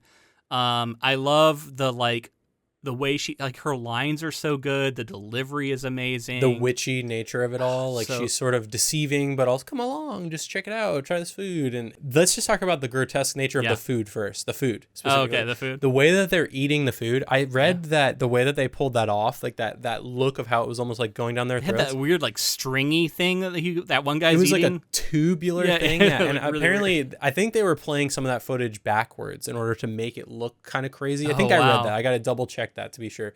But like, so there's like, and they're all just like, chowing down on this food. It's disgusting. It's like, and then like, obviously, if you want to talk about maybe one of the like most successful practical body horror sequences I've seen in a long time. So it was incredible, man. So to describe it, Circe turns them all into pigs. This is from the story. This is a thing that happens. All of Odysseus's men. The way that Nolan chooses to shoot this is so incredible. She's like grabbing them by the head and like pulling their hair out, like mushing their skin and face, like shoving their bones around and molding them into pigs, and they look like alive as it's happening. It's so convincing. And then, like, at one point, like, reaching down one's throat, like, all kinds of crazy stuff happening as she's going to each of the men individually and doing this. It's, like, hideous and crazy, and all done practically, all done with, like, real puppets, live performers, and pigs. And, like, they were able to do this magic trick to make it seem so seamless, and it's not CGI. It's, like, all really done. And the effects of, like, the yanking the hair out and all this stuff, like, it looks so fucking good. And I've just seen people reacting to this moment and going like, oh my God, we need a Christopher Nolan horror movie now. Yeah, because he hasn't done one yet. And he said that he's willing, he just needs like an idea. And I don't know if you've seen this too, but like the internet has provided him one, and I love it. Dante's Inferno was the suggestion, which is like, it would be like something that's like kind of on the level of the Odyssey, if that's even possible. But it's also like very in the same like vein. Like it would feel too samey as the Odyssey. I feel maybe, like I don't know, but it's a very different kind of story. But regardless, just the idea of a man descending through the levels of hell, and the way that Nolan would find a way to do everything practically would be insane. And apparently, like it kind of ties into some of his like repeated stories that he's drawn to, so people have like made some pretty compelling arguments for it. Well, let's talk about that real quick too. Like I was thinking during this how like there was a moment where I felt like heavy Oppenheimer vibes from the Trojan horse. Like the person who's created the Trojan horse is like tortured by the idea of what they've created, and we're like gonna the get horrors of but it's just he has said how those he has things said are... that he actually thinks of this movie as like thematically tied to Oppenheimer, or like a sequel almost to Oppenheimer. I totally picked up on that. Yeah. I absolutely saw that. No, so I think you're right on there. Yeah. Another thing, just noting like Dante's Inferno, and if that's his horror film, and this is sort of his fantasy film. This is something the internet said. He probably won't do it. It just does seem like it would be cool. I just think it's a nice jumping off point for me to talk about something that I wasn't expecting from this story. And it's like, I guess I should have, because the way that Nolan likes to approach, like, you know, you look at like his Dark Knight trilogy, like how he approached a superhero film. You look at like, I don't know, Tenet, like how he approached like this weird, you know, time travel story. Here, he makes this fantasy film where like the gods and their influence are so much on the peripheral that you can read it almost as if like there are no gods, like the gods aren't actually doing anything. And I mean like I think we all know as the audience watching it, like Poseidon and Zeus are causing storms and things are happening, and there's influence of, you know, lightning crashes and like other things where people are helping along the way. But like I was always expecting to have seen Zeus, see Poseidon, and the only god that we see is Athena. Yeah. And like the Athena, we, again, at the end of the film, we get some of Athena even recontextualized to where she, you know, is she actually, you know, a god? Yeah. Let's revisit that. That's the part I want to talk about later.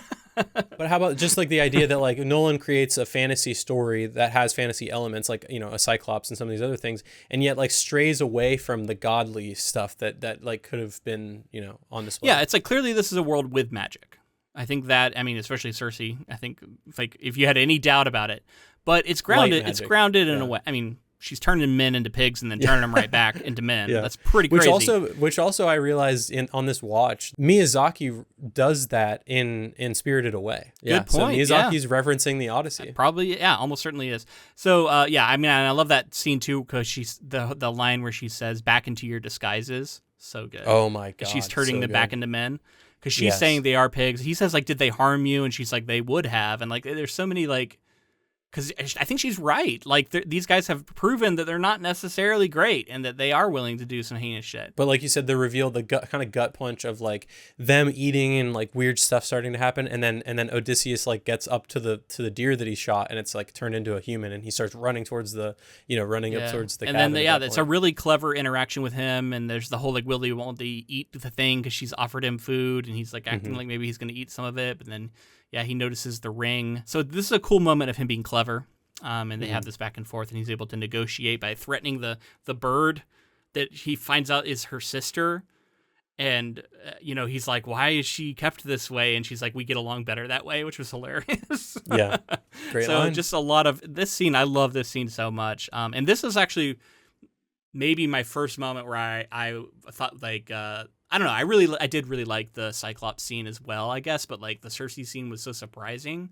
it really felt special to me. I also loved all the like the tigers, the cats of prey, or whatever they're called, that along the way, where you're like, obviously she's molded so many different animals in this area. We should touch back in on some of the stuff back in Ithaca, which is just like, the treatment of Argus. Like we see them like I mean, at one point you predicted that, actually. You were like, how they're gonna make us hate these suitors is they're gonna hit the dog, or they're gonna abuse the dog in some way. But like Argus is, and I expected Argus to be old and laying there a lot, but I thought Argus might move a little more. But being that helpless, like not being able to move when being kicked and crying. Well, they made a good point. He's supposed to be 20 years old. Which for a dog of that size, being 20 years old, like he is probably not mobile. And probably blind. He's not, but like if a dog was really 20 years old, like that's quite old for a dog. So as long as like something like supernatural's not happening, I think they're tying into that. Then Antinous like carries Argus out to like the dung. To the dung, he just throws him on it. He's just there for the rest of the movie. Crazy. And so yeah, we all hate these people. We hate the suitors. All right, next section of plot. Odysseus meets the shade of Tiresias, who predicts that only Odysseus will return home. Odysseus also encounters Sinon's shade, who reproaches Odysseus for causing his death and reveals Antinous' treachery. He was manipulated into taking Antinous' place in the Greek army. Lastly, Agamemnon's shade reveals his wife Clytemnestra murdered him upon his return as revenge for sacrificing their daughter Iphigenia to Artemis for fair seas.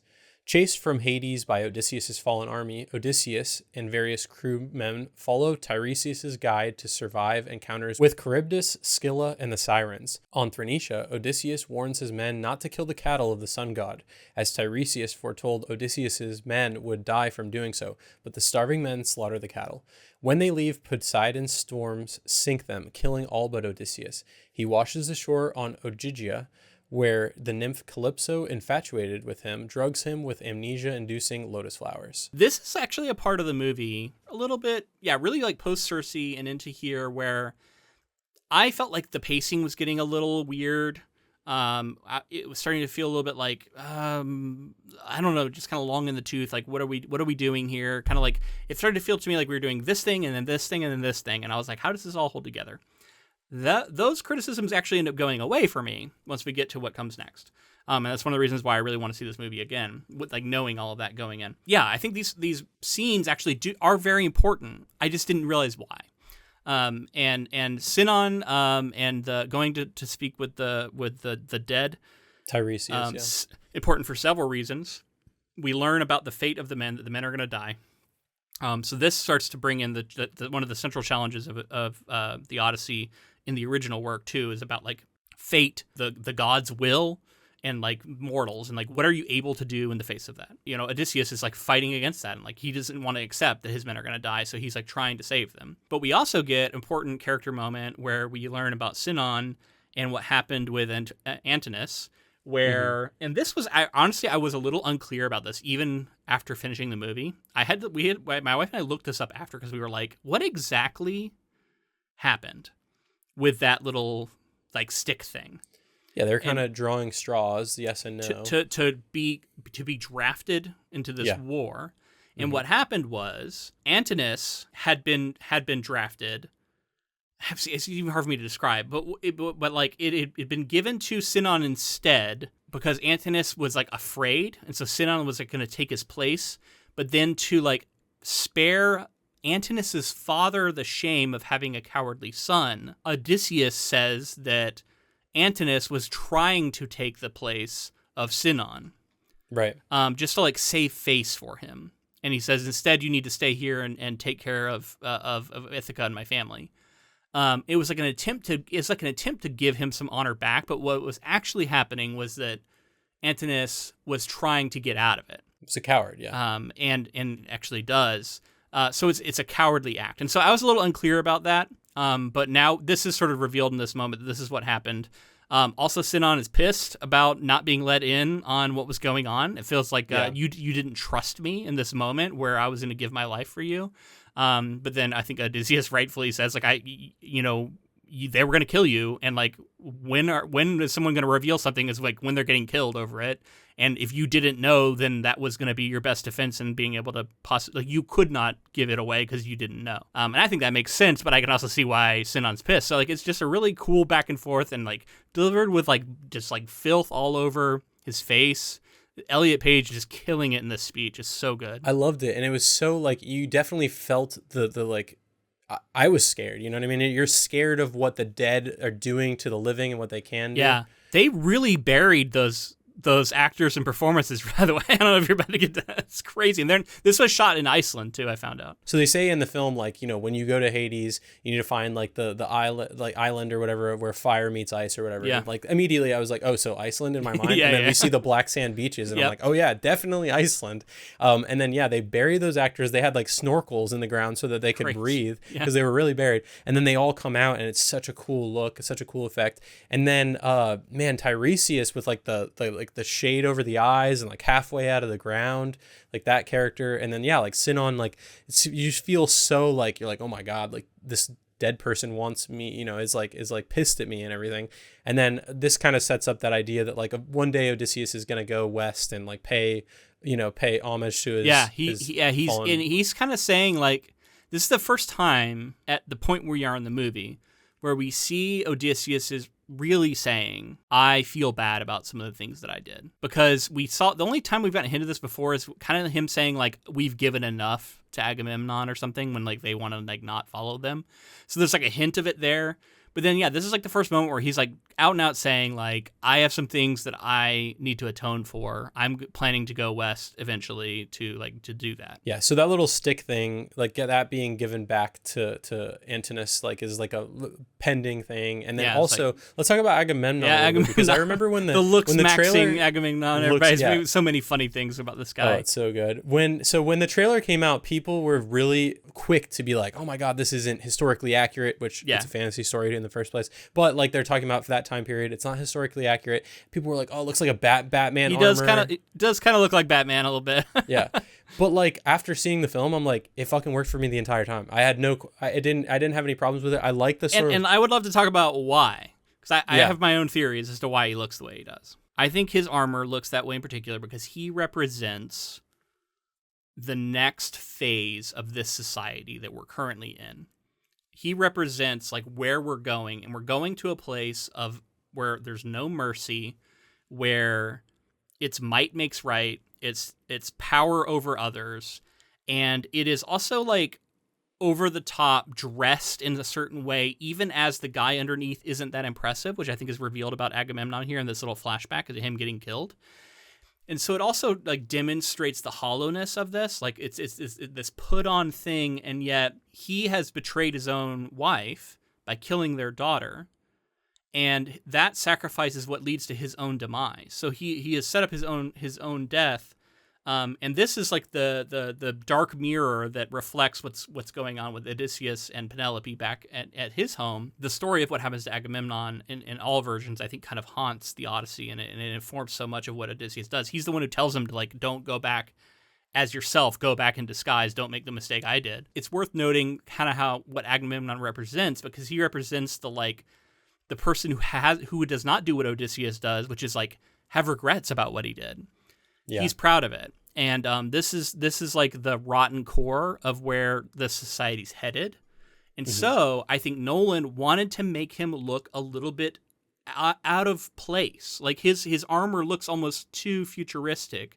It looks a little bit too, I don't know, unusual with that spine going down the back of it. I didn't even take it like, as like futuristic as much as I took it as like just like not futuristic like to us, but futuristic to the point in time that they're at. Like it looks like it's from the next age, and I think that's what he was trying to kind of go for, maybe. Yeah, I could see that. But I took it also as like, of course, there's the imposing size, and it's like he's like a shade of death, and like everyone, like even when he shows up to Ithaca initially, and Odysseus is like on a knee and has to pledge fealty and go fight for him and all this other stuff, and he doesn't speak. He's so stoic. So there's like no emotion there. He's super quiet and just kind of a force. Yeah, and I think that's what the armor and everything about him was meant to and ultimately looking at it now, I'm like, it's great costuming. I don't care if you feel like it's too big or whatever. And I think all, it was done it's deliberately. It's like one of those things that like out of context, people see things and they assume that like it's just a mistake or like a boneheaded design decision for like no reason.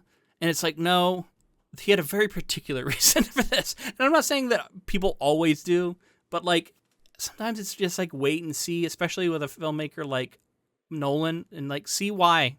Maybe there's a reason why he looks that way. And I think here there is. Don't judge a book. Let's wait and read it, and let's see what we think about it.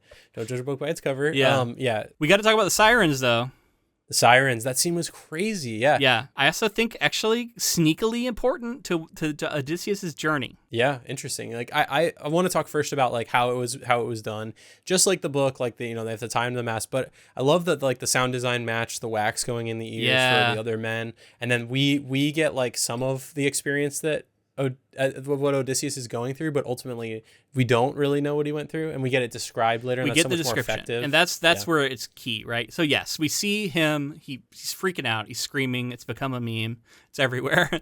And then one guy in the crew takes the wax out of his ears, hears the call, jumps overboard, is gone. They ask him what it sounded like, and he, among other things, says, "It told you what you most want is what you can't have. And what you most can't have is what you already had and lost."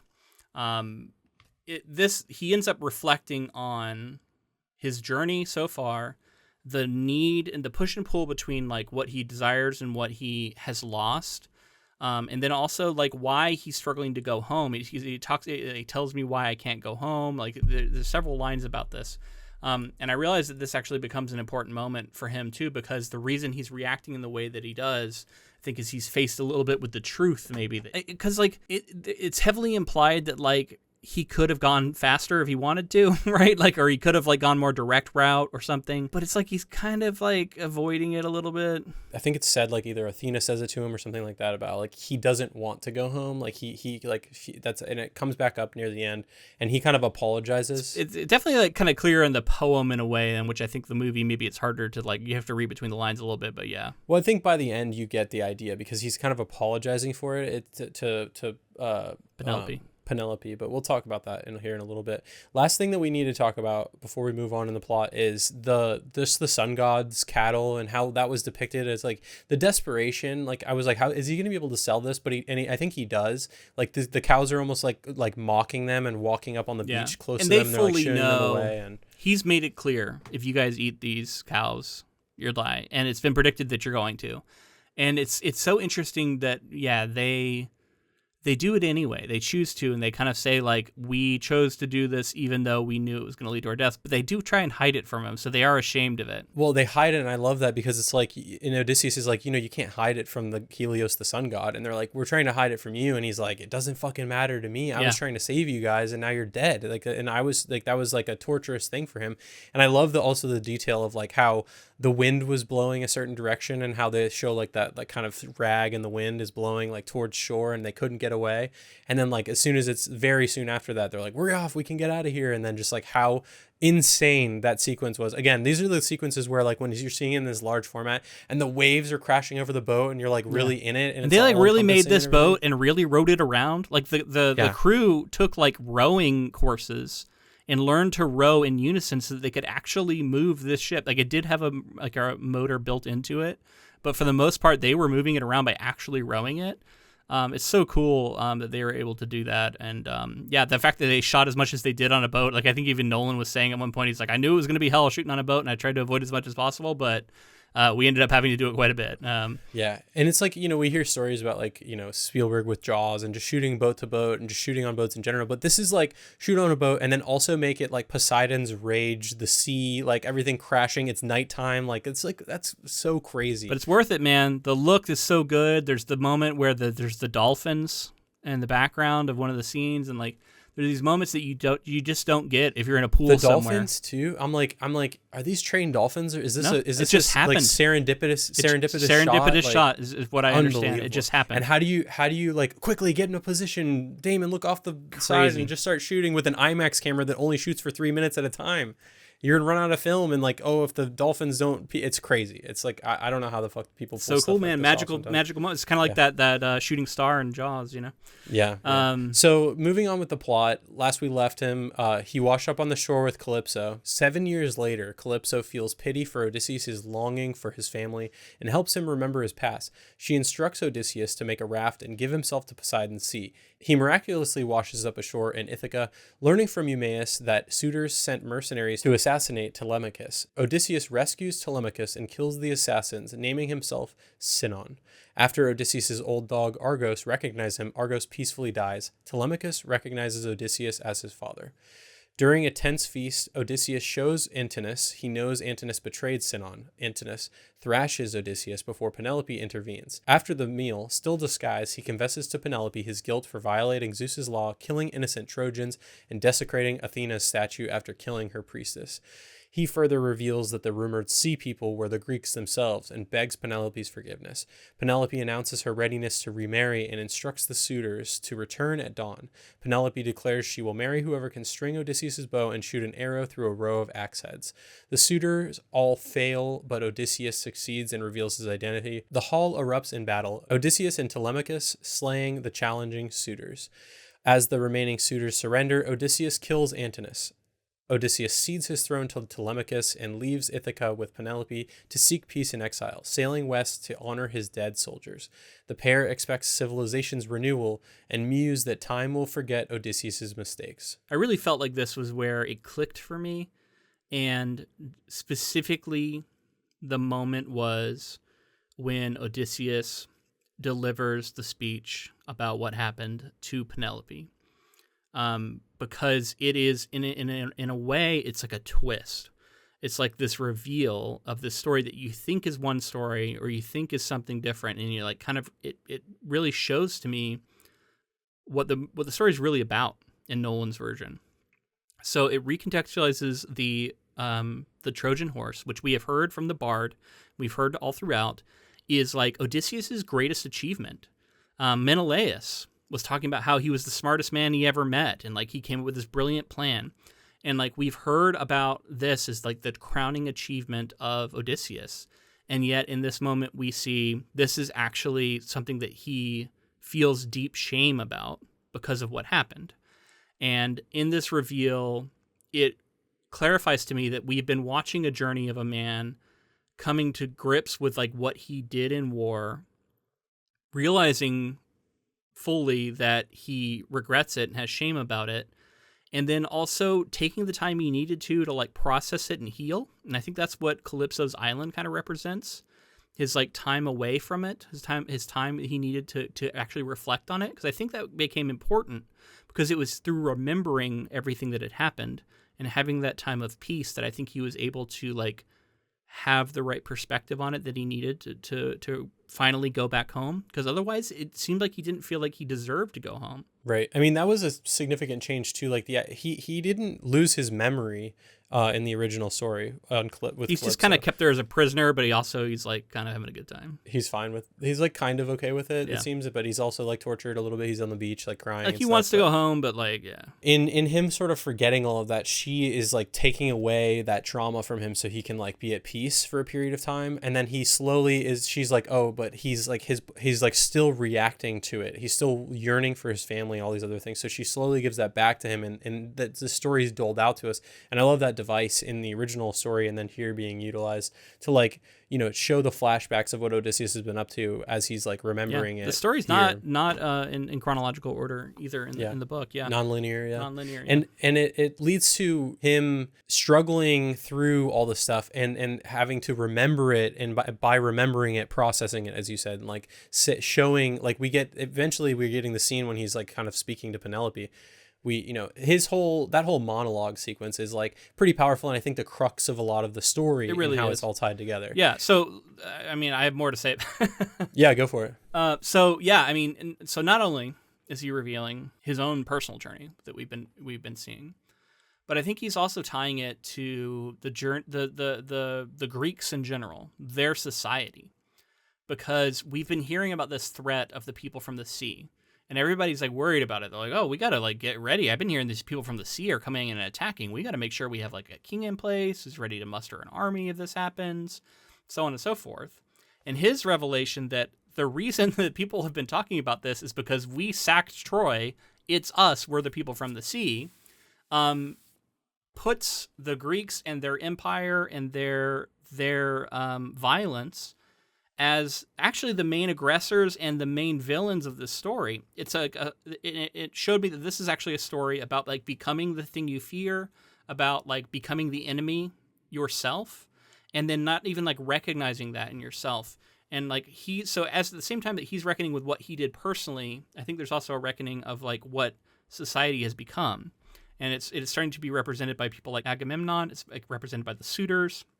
And all of this comes back to Zeus's law, because essentially the reason he regrets so much what he did is that he abused Zeus's law when he pretended like, when his idea was to pretend like the horse was a gift left to be taken by Poseidon in the sea on the shore. I thought it was a gift to Athena. It's to Athena, but like they leave it on the shore because it looks like it's going to get swept out to sea. I don't know if I saw this in a behind the scenes or somewhere. Maybe it wasn't directly said, but that was the idea, is that they left it on the shore so that it would seem like, oh, they made this gift to Athena and it's going to get swept out to sea by Poseidon.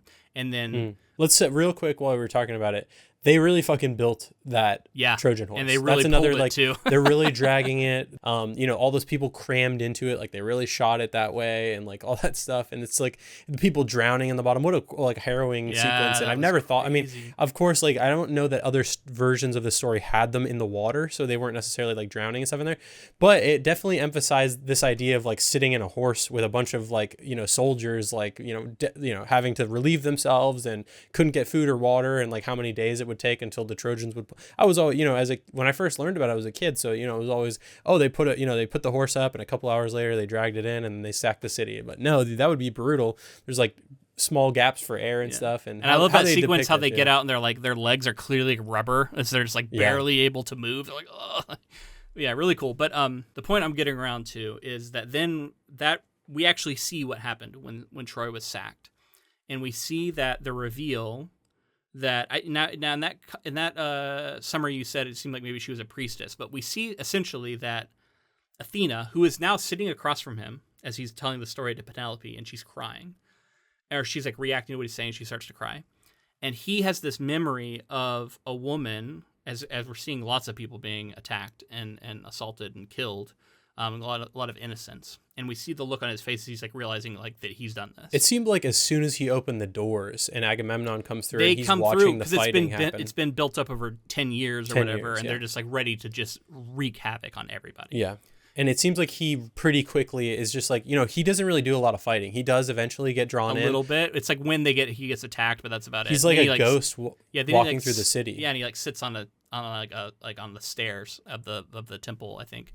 And yeah, he looks over and he sees Zendaya as, well, I guess, a priestess. I thought maybe just a random woman, a Trojan woman who looks at him crying and then gets killed. And then at the same time she's getting killed, the head of Athena is getting like chopped off by them. And so there's like a desecration of a god. And so so this adds this possibility. And like, again, we're in a world where there's magic and seem to be gods. So probably not true, or like up to interpretation. But he introduces the idea that maybe Zendaya's Athena is not actually Athena, and that this is all just his memory of this woman that he has that haunts him and talks to him, and he has made her into Athena because he needs like someone to kind of spiritually guide him, but that she might not actually be. And that this could just be much like our own God is like out of reach for many people, for most people, I guess. I mean, I think for all people, but, debatable. So it adds this element of realism, and it grounds this story in a way I was not expecting. I was like, oh shit, so maybe she's not even Athena at all. Maybe this is just his concept of Athena. Definitely. And this is actually just a manifestation of his trauma and his PTSD. Yeah, it definitely seems that way. I mean, I that's like the read I think you get at the end of the story, especially because she's the only manifested God that we see throughout. Like, we don't see Hermes. Hermes shows up a lot in the original story. So like, there are other gods that are omitted, and I think that enables this to be this again. It's kind of a twist.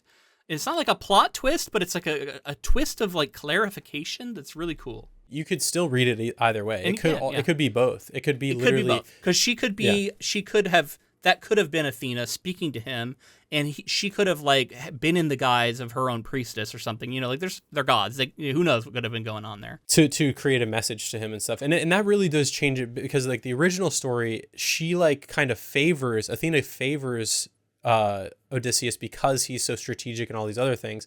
And then here it's almost like he's haunted by Athena, and like it's like, because like, you know, she intervenes at times, like even the fight at the very end, she intervenes and stops people from continuing to fight. And that doesn't happen in this version of the story. So that changes because the other thing is that fundamentally this story to me, and again, like scholars may disagree, and I'm sure there's been lots of different interpretations over the years, but from my read of the Emily Wilson's book last week, it felt to me like this was a story about Odysseus as a man who is a great man, who has achieved great things, but has wronged the gods and has pissed them off in some ways. And through the course of his Odyssey, he is being sort of humbled and forced to confront that he has displeased them. And yet, because he's favored by Athena and his wisdom and his ability, he's like such a cool guy, such a badass. He's able to overcome even being kind of cursed by the gods to finally still get home. Now, yes, there's definitely themes of PTSD and like what we carry home from war and all that stuff is in there, but it's like more subtle. Like I think Nolan saw that, and he talked about how he can't read it. He reads it now as a man who lives in the time we're in, and that's how I'm viewing it. And he saw, I think, the PTSD and the guilt there. And so to me, his version becomes a man who has been cursed by his own moral failings. He didn't live up to his own stated morals, where he said, I don't want to be a hunter, I want to be a fighter. And what did he do? They just hunted down everybody in Troy once they got inside. There was no pluck of the bowstring for the Trojans. There was no pluck of the bow. So that is his deep moral failing. So the thing that everybody sees as his greatest triumph is actually his deepest shame. And it's a personal shame, and it's a shame that goes against his own morals. It's actually deeply human. And I love this. And I love this recontextualization of the story. It made everything kind of click for me in a way that it hadn't. It took a little bit for this to set in. I was just kind of like floored at first when I saw it. And then we move into the killing of the suitors. And it's really interesting because I thought this was like an unambiguously brutal scene in the book. And I remember thinking, like, how are they going to justify killing 100 people? You know, like, and I was like, oh, they're going to have to kick the dog and stuff. And the slave women who had slept with the suitors. Like, it's just because he's such a more morally gray character in the original story. Like, he really is doing atrocities throughout. Nolan is reacting to the modern era and showing a lot of like the atrocities that are happening, and how there's no, you know, pluck of the bowstring for a lot of these, you know, atrocities that we're seeing happen. Like, we're talking about like Iran and Gaza and like some of this other stuff. It's just power, that often in powerful people exerting power. But I think Nolan identified that, and he wanted to change it slightly, because the story of Antinous and his betrayal of Sinon, the stuff that goes on with Argus and the treatment of Ithaca. Argus sort of represents Ithaca in some ways and how he's been mistreated.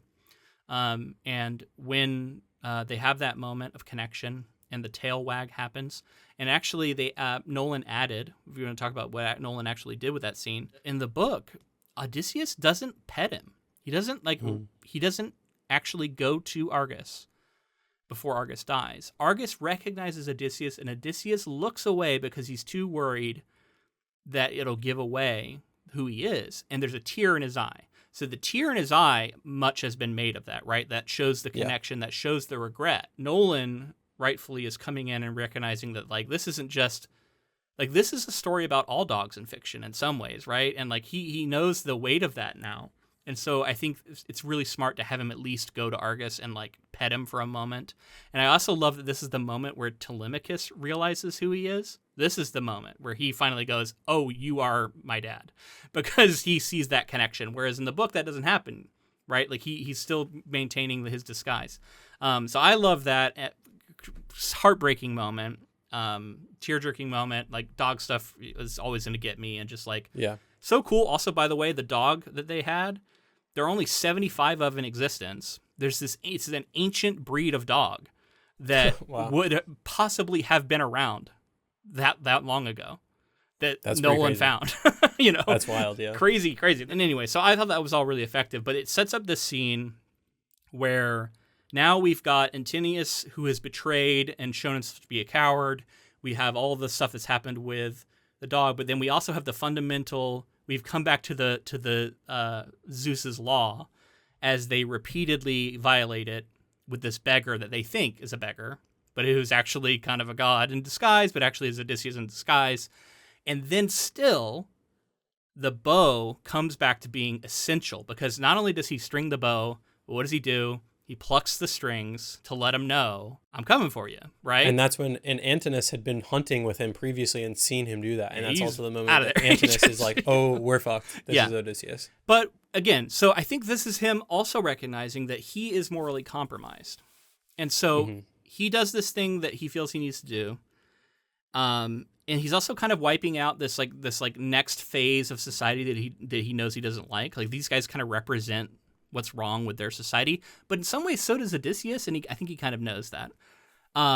Crazy fight sequence, amazing. It goes on a long time, but it's so good. I loved him at the end with all the arrows sticking out of him and like the spear and like all this stuff. Like it's so fucking cool. I don't know, just so epic, and it really delivers just like one of the more badass like action sequences, honestly, I think I've ever seen in any Nolan film, and in this movie for sure. It's so good. It's so well done, well choreographed. Yeah. All the archery stuff is so fucking cool. Someone who like recently got kind of into archery and actually has my own bow now, and like has gotten into some of that stuff. It's so cool to see the archery on screen. The badass reveal of him actually stringing the bow is so fucking cool too. Like the way that he does it too is like so specific every time. Cool. Like it does it the same way every time, and it looks like no one else can do it. Such an epic moment. It's been so meticulously built up too, to where you just get chills when it happens. Yeah, it's great, and I honestly thought it was more like intensive fight scenes than I was expecting. I thought it was just going to be like, it was really, like you said, like intensely choreographed, and like the dance that they were doing between them is like the firing the arrows and the weapons being put in the hole down below, and Telemachus eventually going up and fighting that guy, and having his moment to become a man as well. Yeah, yes. But the other thing that I think Nolan did was like we had that whole moment where the suitors tried to assassinate Telemachus. And like it was very obvious that that's what they were trying to do, and they had to like fight him off, and it had been orchestrated by them. So again, he's did like several things to make these suitors into like a little bit more like out and out villains. So to where we can cheer a little bit as we're seeing Odysseus just wipe them out. Another moment where Odysseus gets to be like a total badass and like dressed as the beggar, like show up and just start fucking people up and stuff. Yeah, it's really cool. Culmination, kind of like climax here, where the fights they're just it's so extended and so like well choreographed and like meaningful, and like every punch and every moment, and he gets like cornered at times. A bunch of little stories that get told throughout, which is like any good fight sequence should have that. I think it's very notable that people start to throw down their weapons and drop to a knee and be like, actually, I'm recognizing that you are the king and I'm no longer taking up arms against you. He doesn't kill him. Now, I think in the book he kills everybody. Now, I don't know if they actually do this at all. I don't know if anybody has said to do this, but again, more brutal in the book. He slaughters all of them.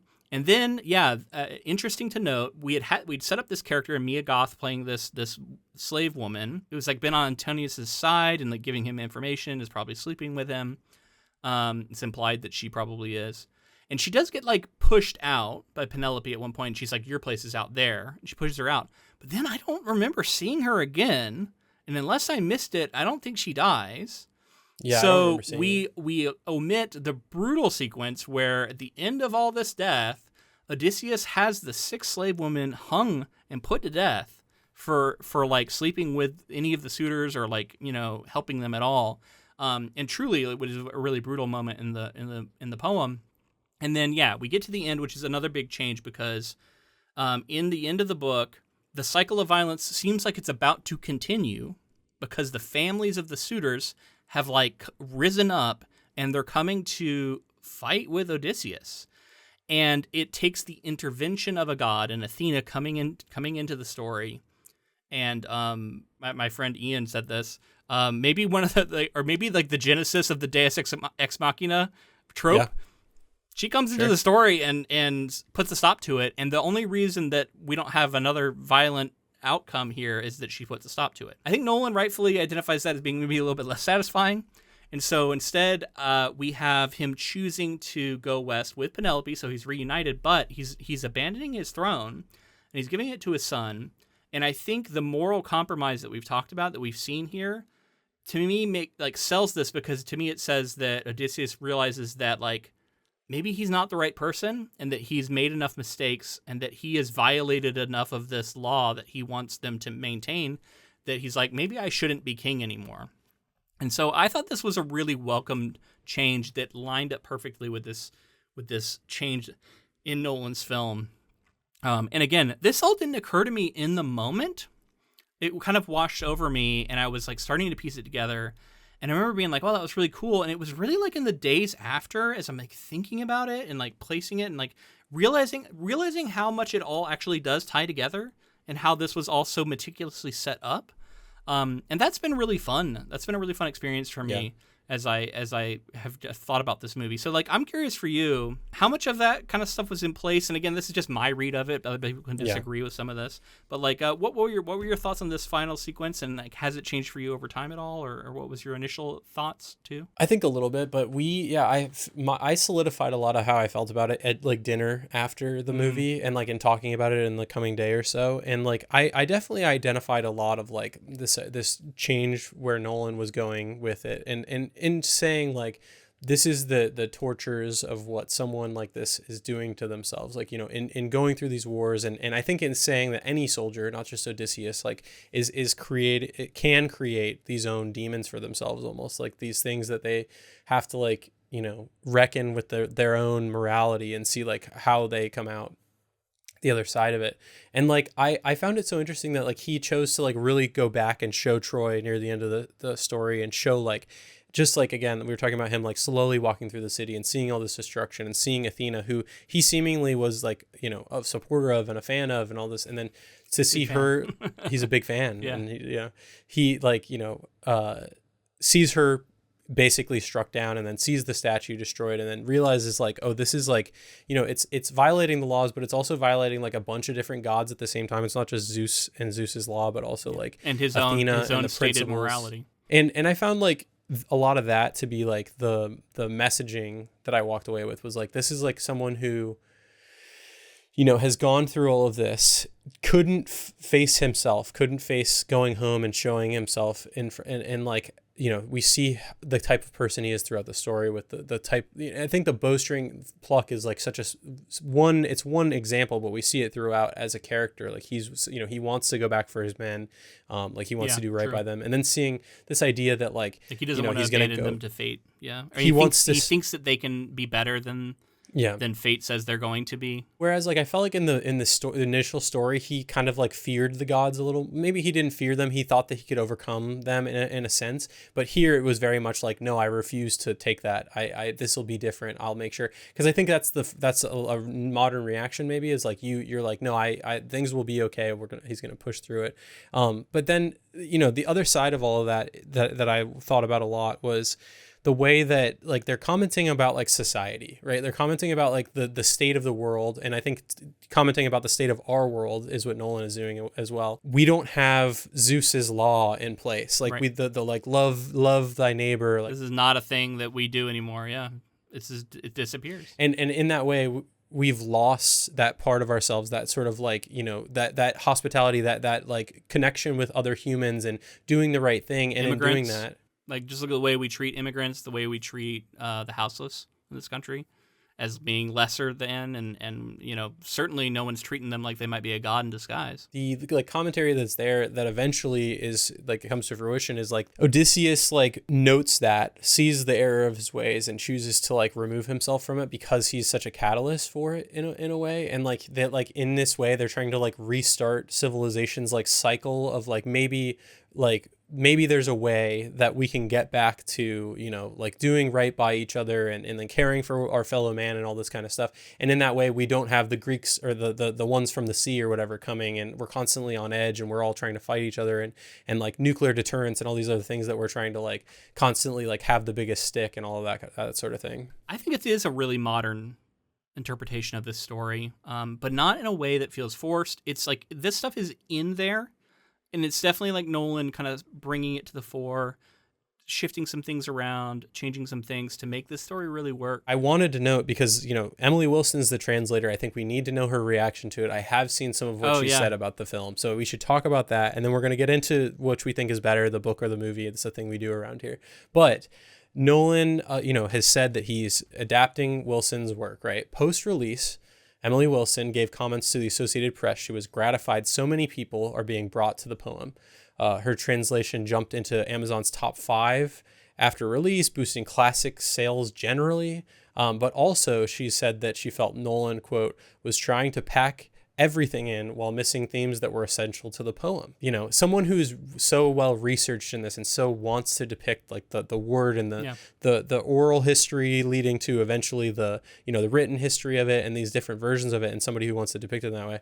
Yeah, it's interesting to hear that she doesn't fully, she's not fully on board with everything that Nolan honestly, did. It doesn't surprise me. She's a classicist, and she, just talk about like someone who just deeply loves the original. That's going to be her, right? We did what we could with that story, in our 1 week journey with it. This is someone who spent their career studying it. It's so complicated and multifaceted, and there are so many themes and meanings and interpretations, and many of them are unique to this story. They deal with like ancient concepts that were very important to the Greeks that have been lost over time. And Nolan doesn't get into all of that. He compresses and he shifts it to have, I think, a meaning that is the one he wants to convey that applies to our time. This is adaptation. We talk about this all the time. You have to make decisions when you do a thing. And honestly, like, full respect for Emily Wilson and what she did with her translation. I don't know that you could have done a movie that was going to please her ultimately. It's a 3-hour movie, at best. And you just can't, and there's so much, and like ultimately you might make a film that pleases a classicist, but that doesn't mean you're going to make a film that is going to keep the theater industry afloat because it's actually a runaway like mega success. And he's like, Nolan knows he needs to do that to continue being in the position he is in this industry. He needs to do that. And ultimately, like, you as an artist have to make a decision. Everyone listening, Nolan, you have to make a decision and say, like, do I want to depict this to the T? Do I want to depict what I'm responding to? Because that feels authentically your own. And I think knowing that Nolan, and that's, we talk about adaptations all the time. We've done it for such a long time that we've seen the very faithful, we've seen the very unfaithful, and we've seen good and bad on both versions of that. And like, this is a truly like magnificent adaptation in every sense of the word. And yes, there are absolutely changes, but they're true to the artist who was filtering this adaptation. So this is Nolan's version of the Odyssey. Yeah. Maybe it's not the definitive version if you're the classicist who wants Homer's version of the Odyssey, but you have to read it in the original ancient Greek, I think, to get, Yeah. And so here we are. And I think that that's like a cool way to segue us to right segue into what is a kind of insane thing to even try and do here is we're going to try and weigh which one's better. Like, of course the original, like it survived the burning of the Library of Alexandria. Like, it's, so in some ways, like, it has to win. But like, if we can kind of like take that back, for me, it's like, I live in this time period as well. I'm reacting to this story in the same way that Nolan did when he read the story originally, and I connected with this story in that it felt like it was saying something about the times we live in where everything seems dark and it feels like there's a rot at the center of our society that the worst people are in charge, that we've lost our moral compass. Like, I often feel this way when I look at the news, when I live day to day in this country, and I see it around the world. And sometimes it's so depressing and bleak. And yet I think this is a story about how, like, you can make a difference, and maybe there can be hope here too. But also, like, owning your piece of it, because I think Odysseus is like that, right? He is a part of that. And so, like, I found that this story really spoke to me, and it answered the question that I think I ended last week on, of like, why did Nolan choose to make this adaptation now? And make it a part of his filmography that, he's only going to make so many films. And, like, this is one he decided to do. And I think you need to have a good reason for that. And I think clearly you did. So to me, the movie works better as a story. Now, again, you have to give it to the original for all the historical context. But, like, as just a fan of stories in this moment, and there's a past version of me and you in, like, 800 BC or whatever it was, BCE, who are like, oh, those future guys, they don't know why this story is amazing right now, and it speaks to our time, and, like, it's just because I'm in this time. But, like, for me, he nailed it as a contemporary version of the ancient story. Yeah, and it really is like the monolith story. Like, it is like it's like basically the story where everything else spawns out. How could you not, like, see how important that is, and how somebody, of course, could spend their entire career doing that? And as you said, like, Nolan's only going to make so many films, and he chose to take a very specific section and all of his time and effort and power and resources and everybody else around him to channel it into this film, and really gave it its own due in terms of, like, effort. I mean, it's like probably the movie that people worked the hardest on to create. We can say it's one of them, at least, you know what I mean? Gotta be up there. It's heavily up there.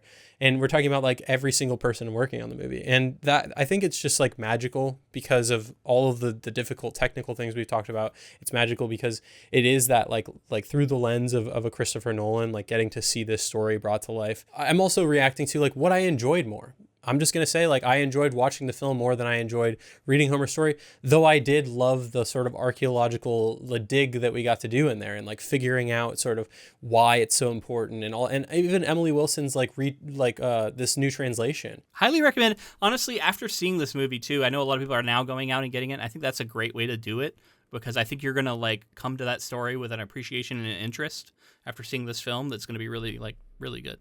Getting to see it in this moment, getting to see it in this large format. It's the first movie to ever do it. Like, there's so much weighing towards, like, the filmmaker in me that's, like, that was it's so special to me. I've really enjoyed the project all the way through. And now, like, at the film, I just got to see something that was, like, in the pantheon of my favorite movie-going experiences I've ever had. Yeah. And it's, like, so well delivered, and to live up to the hype and everything, and to, like, to get rid of the naysayers and people who they're the slay the suitors, they're the pretenders. And here we are. We talked about the music. We talked about, like, so many things that make up this, like, really epic film. And, like, maybe it's not my favorite film I've ever seen, but it's, like, goddamn, what a cinematic experience, and what a time to see it when theaters are, like, struggling, and people are watching all their movies at home on their couches and stuff. So what an incredible time to do it. That's gonna have to be it, though. We've gone on an odyssey of our own, an epic episode for an epic film. If you enjoyed this coverage, please let us know in the form of a rating and review on whatever app you chose to listen on. If you're on YouTube, make sure to like the video, leave us a comment, let us know your thoughts on it. Make sure to subscribe to our channel. That helps us get our numbers up and keep our videos in people's feeds. All the stuff. You guys know this stuff. Do the things, ring the buttons, hit the buttons, smash it, smash the buttons. Smash the things that need to be smashed, Yeah. And be sure to connect with us on social media. We're on Facebook, Instagram, Blue Sky, TikTok, all of those at Ink to Film, and we're on pretty much every social media platform. We also have a Discord server that we would invite everyone listening to join. It's where we have, like, smaller community conversations that are not just blasted out on social media, and it's fun. We have threads in there for all of our past projects. So everything that you come to, any episode, there's an evergreen channel that you can go in there and talk about it. And we talk about announcements, our pets, and all kinds of stuff in there. So come join that. The link for that will be in the show notes. And also remember, we have a Patreon, patreon.com/inktofilm, where you can support us financially, which would make you amazing. You can get bonus episodes on there. You can get the ability to vote on upcoming projects, help guide this show. So we'd love to have your support on Patreon, patreon.com/inktofilm. And thank you to Ross Bugden for the use of our intro and outro music. All right, man. That's going to be it for The Odyssey. We did it. Yes. We did The Odyssey. I don't even know what we're doing next, so I have nothing to announce just yet. We'll figure it out. So all that's left to say is until next time. Keep adapting.